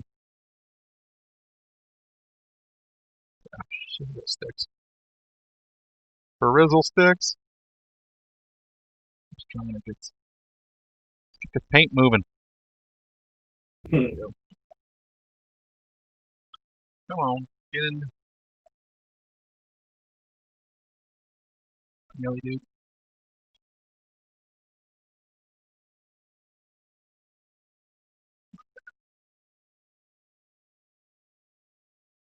Oh,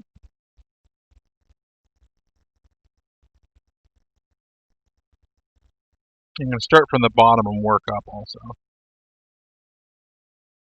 first.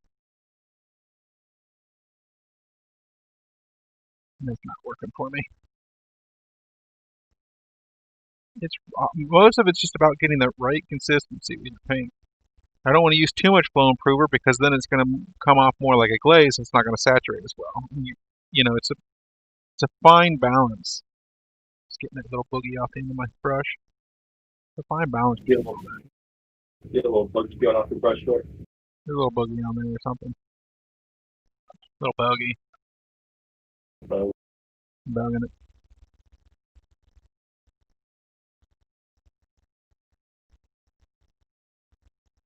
Just trying to commit to some lines here. Some vertical lines. I wouldn't put the vertical line outside or by itself.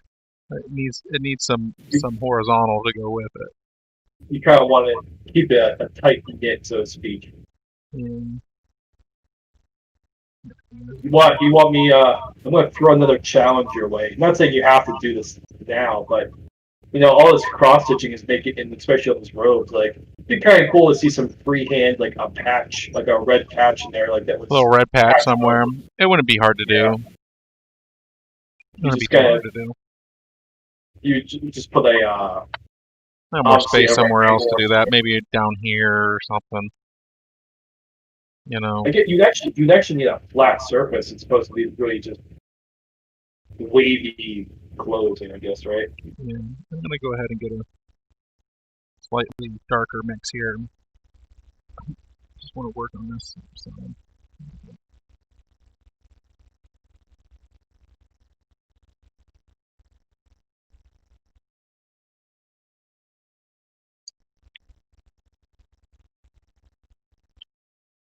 wipe away a little mistake there.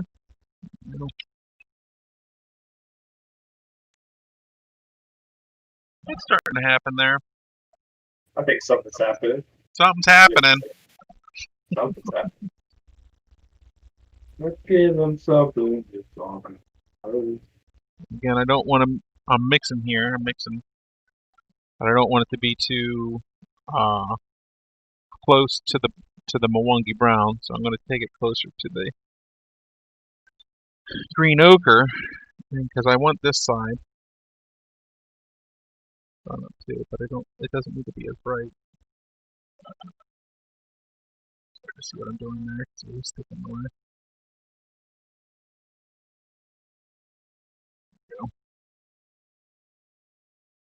But it does need a little bit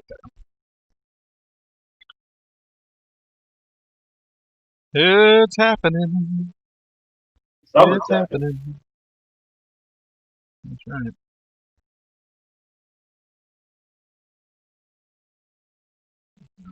Let's get more of that.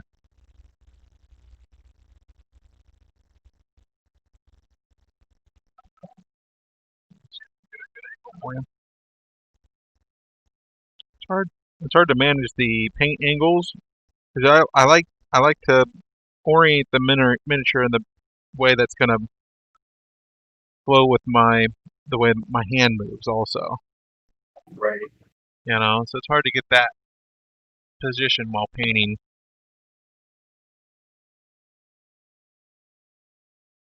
Man, that's just looking phenomenal. Yeah, it's really getting there. It's really, really getting there. Now I'd like to continue using this liner brush for the stuff up here, but honestly, I guess I can get away with this stuff. I might head over to the detailer. Problem with the detailer is it's a 3-0, so I can't get that nice fine stroke like I can with this one. I can, it's just it's more The difficult. bristle. The bristle's just too It's more small. cumbersome of a task. Anyways,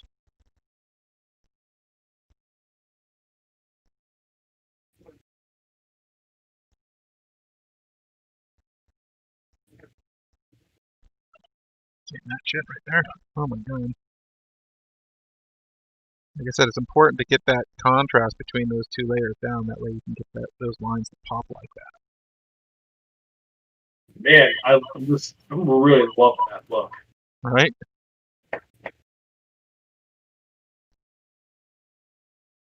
And that was a slight mix too. There's still more highlight I can do with that. A lot more highlight.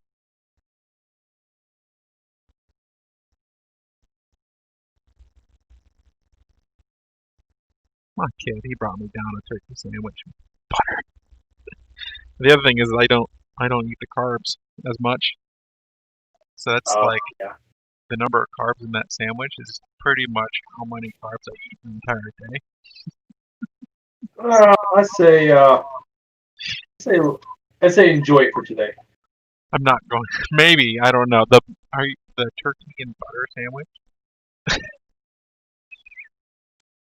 I'm There's pretty one sure that's time. how Arby's does it. Okay. There's one time when I put butter on the sandwich. It's usually on the outside, and then I grill it.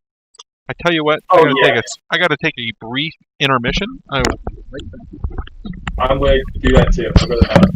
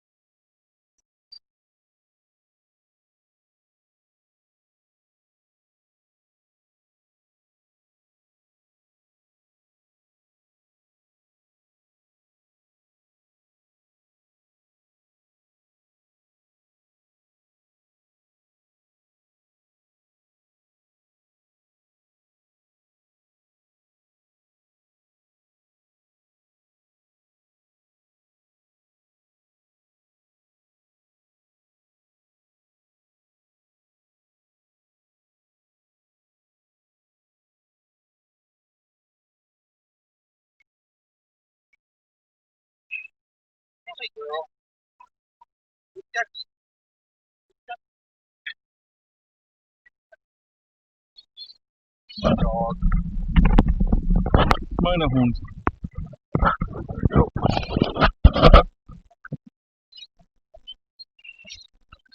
All right. I'm back. He's not back yet, but I'm back. I'm back. That's looking so fun. It's so very fun. You see, I kind of went a little over right here, so I'm just going to use that liner with that midnight blue.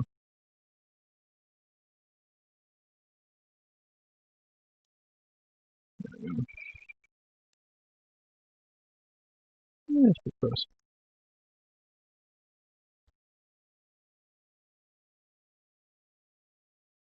Never paint on a full tank, I say, you know? If you're doing the little potty dance in your chair, don't try to paint miniatures, alright? Just get up, drain it, come back. You'll paint so much better.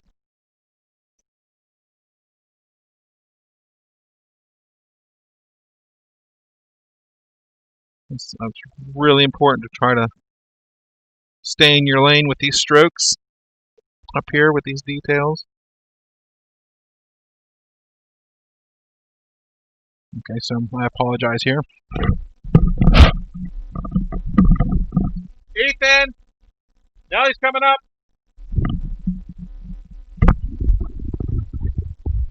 I wanted to make sure that he knew he was on doggy duty.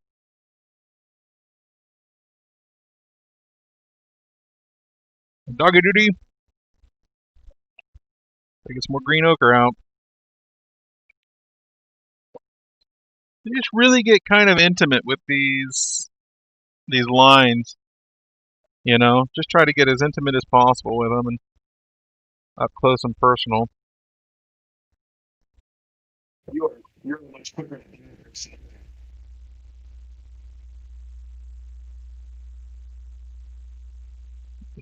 You still there? Yeah, I'm still here if you're still there. Yep, sorry. I just got back from that little intermission bio break. You're what? Said what? I just got back from my little intermission bio break, bathroom Oh, break. bio break. Yeah, that's what we used to call it back in the 90s. Oh yeah, I'm sorry, late early 2000s. Yeah, you'd be in the chat room. You'd be all ASL All bio right, break. BB. Yeah. Bio break. What's your ASL, man? What was your Totally. What was your game of choice back in the turn of the 2000s? Your MMO of choice. I played a lot of them. I really enjoyed EverQuest, but no one would play it with me, so then I had to switch to World of Warcraft. Yeah. Played that for a while, probably the most, because that's where everyone was. And then I played this really sweet game that I loved a lot. I'm trying to remember what it was called. I think it was called Lineage. No, I never played that one, but I heard it was good. It was good. I played it briefly. I mostly played EVE Online. Yeah. And actually, in EVE Online, my corporation was called the Organ Grinder and Company, and that was when I first started getting fascinated with organ grinders, basically. Because I thought the name was funny, Organ Grinder and Company. There's the organ grinder and then the monkeys, right? Yeah. Yes, there is. So I thought it was a fun name, and then hence that's where MiniGrinder came from, basically. Really? Because I thought it'd be funny to basically create, you know, because I have all kinds of passions. If I were to open up a spice mix company where I make my spice mixes and sell them, it would be called the Spice Grinder, with the same motif, you know, right? Same moniker, right? Right, yeah. So it's the same. I mean, like, I just have a fascination with it. I don't know what it is. That's awesome. Someday I'd like to get a barrel organ. Actually, it's funny. Somehow the the internet knows because it's always trying to sell me barrel organs and stuff, hurdy-gurdies. Well, Facebook's listening to us at all times. It's what it is. Yeah.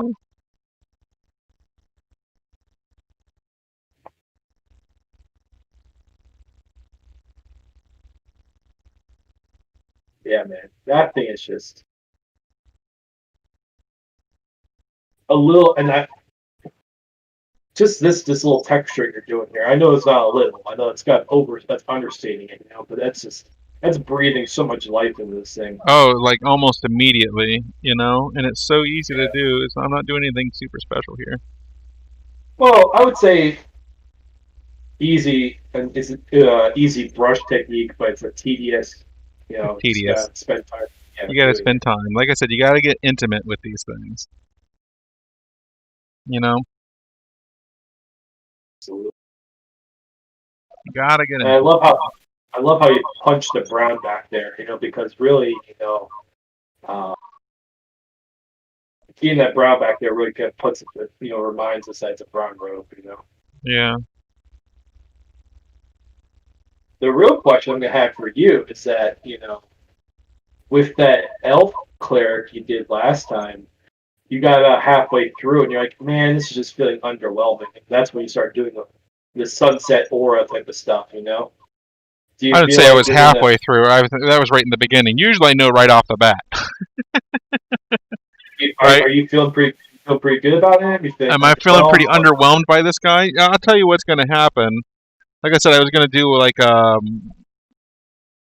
you know, a, like a far off ambience, and I think orange would work well here for that. Green would also do well, but I think orange would be fine. So here's what I was thinking. Basically, grabbing there's some Cavalier orange down there, and that's looking a little bright. So we're just going to take this flow improver, right? And then what you can do is, which slide do I want? I want this side. And on this side of the folds, I'm just going to add a little bit of that color. And it's super, super, super, super subtle, and that's okay.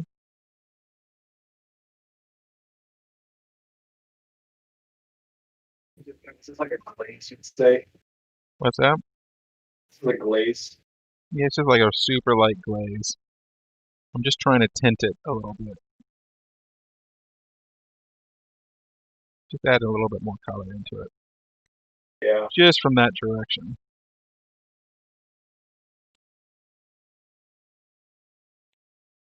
Kind of like he's walking into a sunset type of thing. I don't know what it is, but it's important to be consistent, whatever it is, Right. you know. But it adds, you see, if I keep this side a little bit more orange than this side, then that adds something, right? It definitely. Yeah, that's super nice. So Right? you're kind of applying it to miniature side left on those robes a little bit. Yeah, basically. There's a light coming in from one direction, and it's super subtle, Super subtle. super subtle. But I'm going to be consistent. I'm going to treat it like a light source. Right. So lighting is everything for me. Lighting and water, right? No, not so much the water anymore, but it's you know you're there's so much to miniature painting.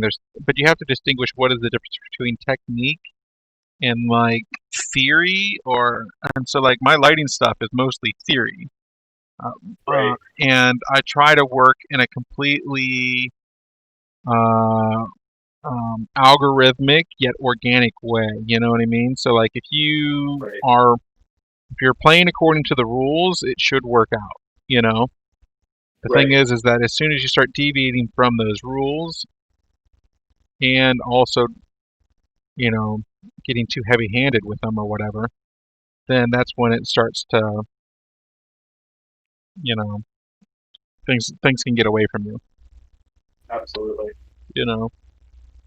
So for me, it's just about kind of like there's so the rule I'm talking about right now is there is a subtle orangish light coming from this direction, a warm light coming from this direction. So that's going to influence the whole miniature, all the colors throughout on everything, right? It helps Right. unify the piece and all that. The only thing you got to worry about is it desaturating, because if you have too much of the same thing on one side or whatever, things can get desaturated just because of that. So you want to use it to create contrast. You don't want to use it to desaturate, you Right. know? But you see how the textures have remained for the most part. The midtone textures have remained for the most part, Right. you know? Yeah. I mean, It's starting to really that's get just there. really make that really just makes this thing pop overall. It's starting to, yeah. I would definitely agree with that statement. But at the same time, I think these guys have lost their way up here.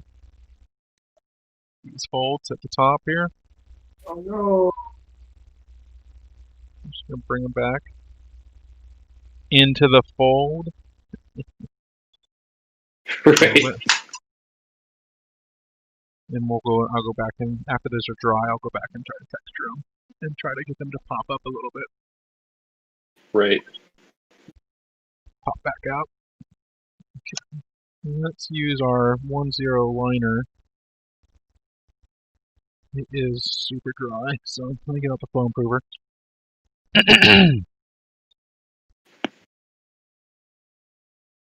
Man, this thing's looking good. It's I mean it's just the beginning, right? I That's one feel of the like reasons that's why just I my wanted to do a stream early today, is so I could work on it tonight too. I We feel aren't like gonna that's just we my aren't gonna finish this tonight, on the stream. It's just not gonna happen. well, yeah. I mean, I get I'd you. like to be able to paint like that in 2 hours, but let's be realistic Honestly, I here. feel like the only way you're going to do that is if you lower your standards, and then you also get an airbrush. You know? I don't airbrush isn't any faster for me, honestly, and it's not necessary. I I mean, I don't know why people think that airbrush is fast. I mean, I guess I don't know. It is faster. It is I, faster, I feel I feel but like that. I don't. Go ahead. I'm sorry. I think for the most part it is faster, but I don't think that should stop you from painting faster. You know, at the end of Well, the look. day, You know. you're not going to texture like this with an airbrush. You're gonna get in it with a brush, anyways. For all the work I that don't. I've already done on it, that didn't take me barely any time at all. You know. Yeah. I. I don't claim to be a master at the brush or the airbrush at all. However, just watching you work, watching other people work, watching YouTube videos on how to airbrush, because I was considering it for a while, was just like it always seems like no matter how much you airbrush, eventually it has to come back down to pulling out the paintbrush and finishing it up. At least to do the texturing, do the dry brushing, whatever it is. I feel Yeah. like there's only so fine of work you can do with an airbrush. Eventually, you have to come back to the traditional brush. And so, I don't know. For me, I feel like I just want to focus on the brush, just because For a it's little going to while. be it's the heart and soul of everything you'll do anyway. Well, for a long time, I worked to learn how to blend, so that when people asked me, I worked to the point so that people didn't know I was not using an airbrush. So a lot of my stuff looked like it was pretty. I would get that often. They're like, "Oh, what? How long did it take you to do? Did you airbrush it?" They always ask, "Did you airbrush that?" No. And then they're like, "Whoa," Right. you know. And that's the whole, Yeah. like, I've been working on that for a long time. So now I've You gotten there, and just now I'm just like, well, let's get rid of those smooth surfaces. This stuff's more Right. interesting anyways. It's more fun for me to paint too. Yeah. Yeah, absolutely. Oh.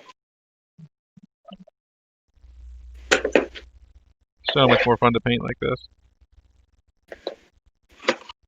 Except for when you Again, totally screw it up. we were kind of talking about on the phone yesterday. And I mean, like I said, I'm not a master of any of this stuff, but I feel like that airbrushing has its time and place. You know, like if you are if you're lining up all those different space marines, Right. and you're just gonna just. I mean, I think that makes it really efficient, really easy. Yeah. But you're definitely not army building when it comes to tabletop role playing Sure, yeah, characters if or you're badge monsters or painting, something. I could definitely see the argument for how, I mean, that's why all the Warhammer folks are all like, airbrush, airbrush, airbrush. Because they got to paint a whole Right. goddamn army, Right. you know? Yeah. And they got to use the same colors over and but I don't know how many, like, if I were to switch all these colors, and I don't know. I don't know enough about airbrushing to really talk about it, to be honest. So I'm gonna avoid talking about the airbrush. I'm a brush I hear you. painter. You know, that's just who I am. That's who I am. That's just how God made me, sir. That's right.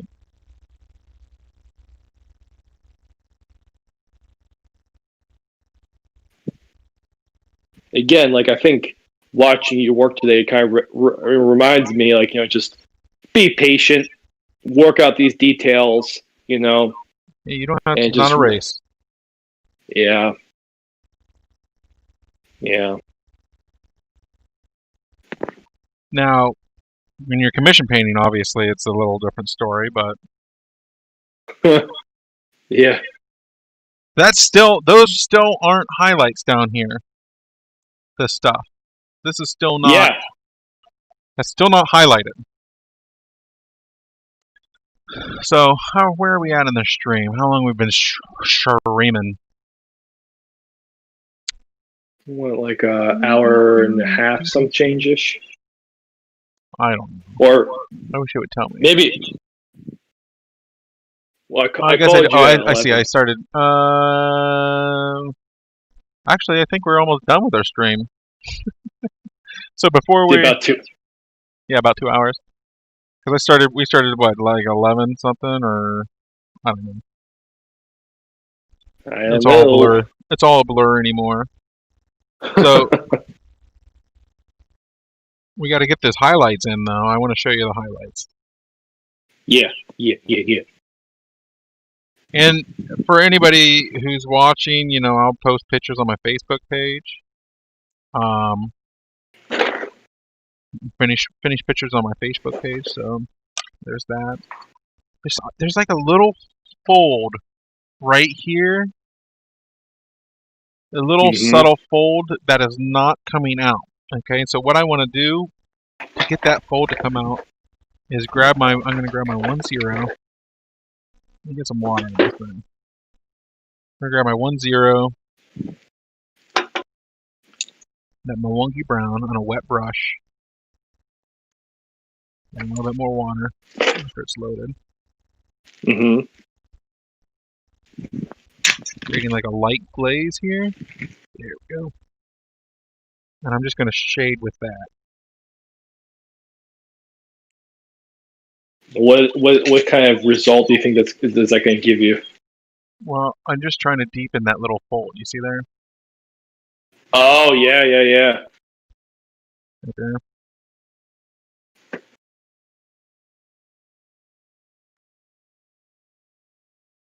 That's pretty sexy. Yeah, it's a little bit. So now I'm just going to go in with straight paint. This might be slightly moist or watered down. Moist. Moist, just a little moist. I'm just going to try to deepen that a little bit more here. There we go.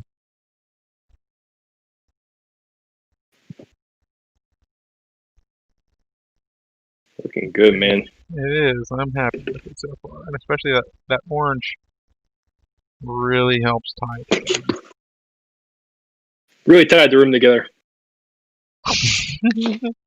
We haven't made a Big Lebowski reference in a while. That's true. That's a good point. That's a good point. A little bit more, and then just to kind of seal the deal, I'm going to put a little bit of orange on this side.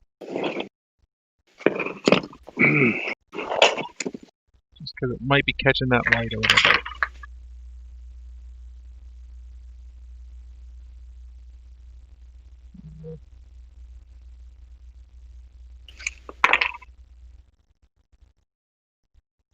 I'm going to try to saturate it a little bit. Saturate that orange a little bit on those holes. Right. Just a little bit. I don't want too much. Okay.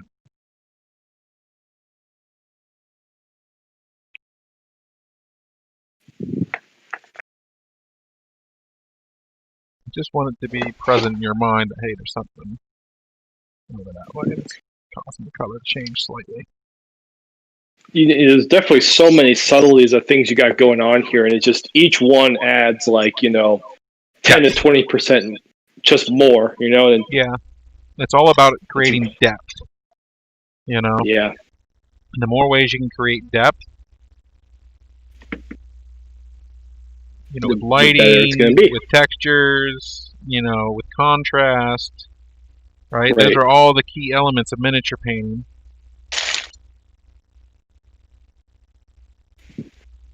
And kind of, as you've always said, in a much more exaggerated fashion too, right? To kind of help with the medium of working at 28 millimeters. Right. Right. Or, well, this is more like 32, or actually probably 35. Oh, yeah. Damn Reaper. Oh, no, Great Reaper, sorry. Well, I mean, yeah, their scales are a little wonky sometimes, but so just on the same vein that I was adding light from this side, that's gonna cause shadows from that side. So great, if I was getting really fun here, I would deepen the shadows on the other side of that light with an opposing contrasting color. So I picked orange there. So a good contrasting color with orange would be and cool color would be like purple. Let's get some of this purple and orange, right? Pharasma purple and orange, yeah. And again, I'm going to try to do the same thing on the other side of it. Super subtle. Let's see what happens. Let's see what happens. Super subtle.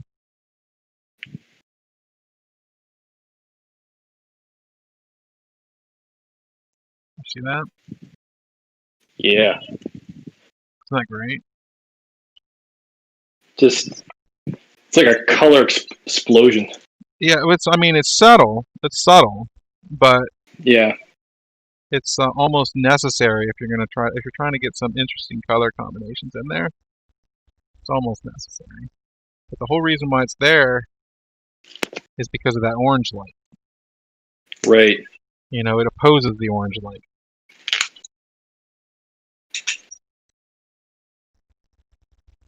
You can see how bright that purple is that I'm using, and the bright the orange is.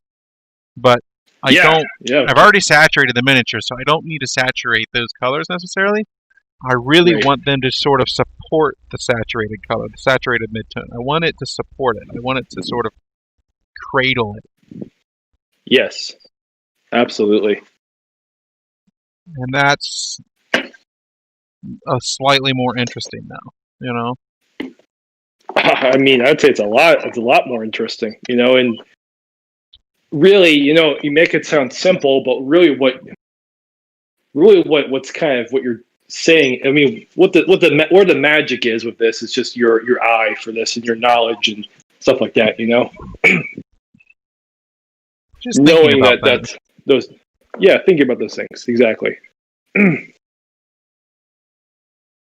okay to go back over with that green ochre, I'm just trying to reinforce what I might have lost between those two shadings, right? Right. Because I want some of those lines to pop up over those shadow spaces.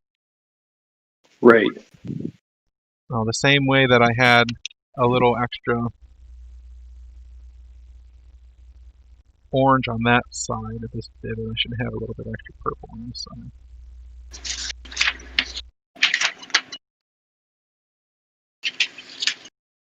I like what you're doing there.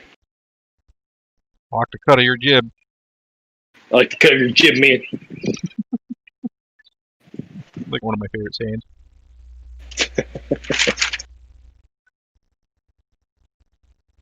So when he said it to me, I was like, what the hell does that mean? It sounds awesome. And then I went and looked it up. I'm like, oh, that's interesting. That's funny. It's from nautical talk. Well, the jib means sail, right? Yeah, it's the cut of your jib is the direction you're sailing, right? Yeah. Okay.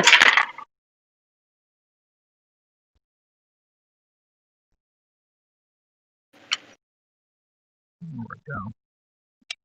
And again, so you can see how this is like, it still has an element of desaturation. I'm still noticing that, right? And that element is coming from the fact that you don't have the total range there. We don't have the brightest brights and we don't have the darkest darks, right? Right. So so you have to go one way or another. You have to bring in some either brighter brights or darker darks, or a little bit of both, right? So in this case, I'm going to bring in some darker darks with that nightshade purple because it's basically black. Right. Blackity black. There we go. A little bit of flow improver on my liner. Okay. 5-0 liner. And so when I say the darkest darks, I mean in the darkest spots. Yeah. You're going to hit these things just like you would a highlight. Little bits. Little itty bits. Little itty bits. I'm going to use my 1-0 that's loaded just with water to sort of blend and move. So it's a clean brush just with water. Mm-hmm. And then I'm applying with the 5-0 liner. And then just the darkest areas here.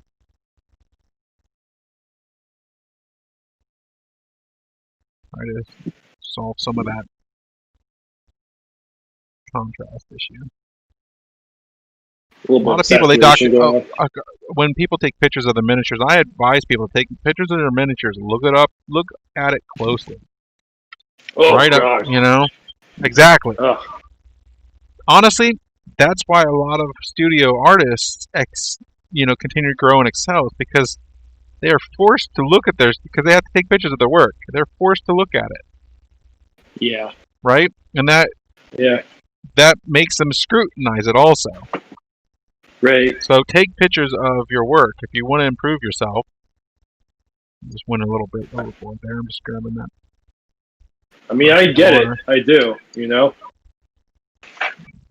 I just rather be looking at old high school photos than looking at my miniatures painted. How about that, okay? Really? Oh, yeah. That's pretty bad. That's pretty bad. My high school photos are not something to be proud of either. I had long, shoulder length hair. Oh. Oh, yeah. I didn't want to get that to get away from me there, so I'm just grabbing a wet brush and then turning it into kind of a wash. Just trying to make sure those darkest areas stay the darkest areas. The other thing is like areas where you're going to lose your contrast are areas where different surfaces meet. For instance, right here along the satchel and the robes. Okay. Right. So you have to get in there, and that's where I'm going to target with that nightshade. Right. Along the belly and up along the robes there.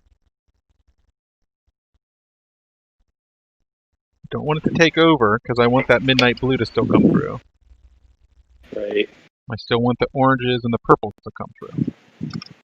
You know, Right. with a wet brush now, I'm just moving it on the top there just to clean it up because I don't want that to be too much. But I did want to show you that. Looking good. It is. I'm happy with it so far. Along here, black. Along this fold right here. And if I want to clean that fold up there, just take my wet brush. There we go. Blend that bit too. That was a wet clean brush that I'm using to just sort of move around those lines. Right. Another area for contrast would be up here. Wet clean brush. Just going to add, basically I'm adding more water to that line and getting it to wash. It's like a targeted wash almost, where it washes up into those folds. Okay. Right? Yeah. That's all I'm doing. I see what you're doing there. Yeah. It's just got a nice, subtle, like little move there, right? Yeah. We're do the same thing down here. Okay, so it's, see how it's splotchy right there? Wet clean brush. Yeah. Just gonna pull that out. There we go. You're Bob Ross in this, man. You're turning those clouds, those little birds into happy little clouds. That's right. Oh, and I love that. I love that sort of purple shade. That subtle purple shade. And then the orange. Oh, so good.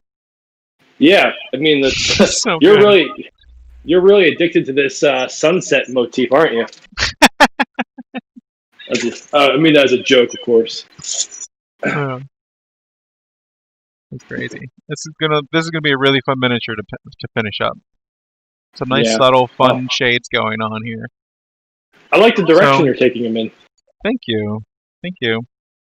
But I do believe it's time to go. I let everybody, let you go, let me go. I'm gonna go eat my turkey and butter sandwich.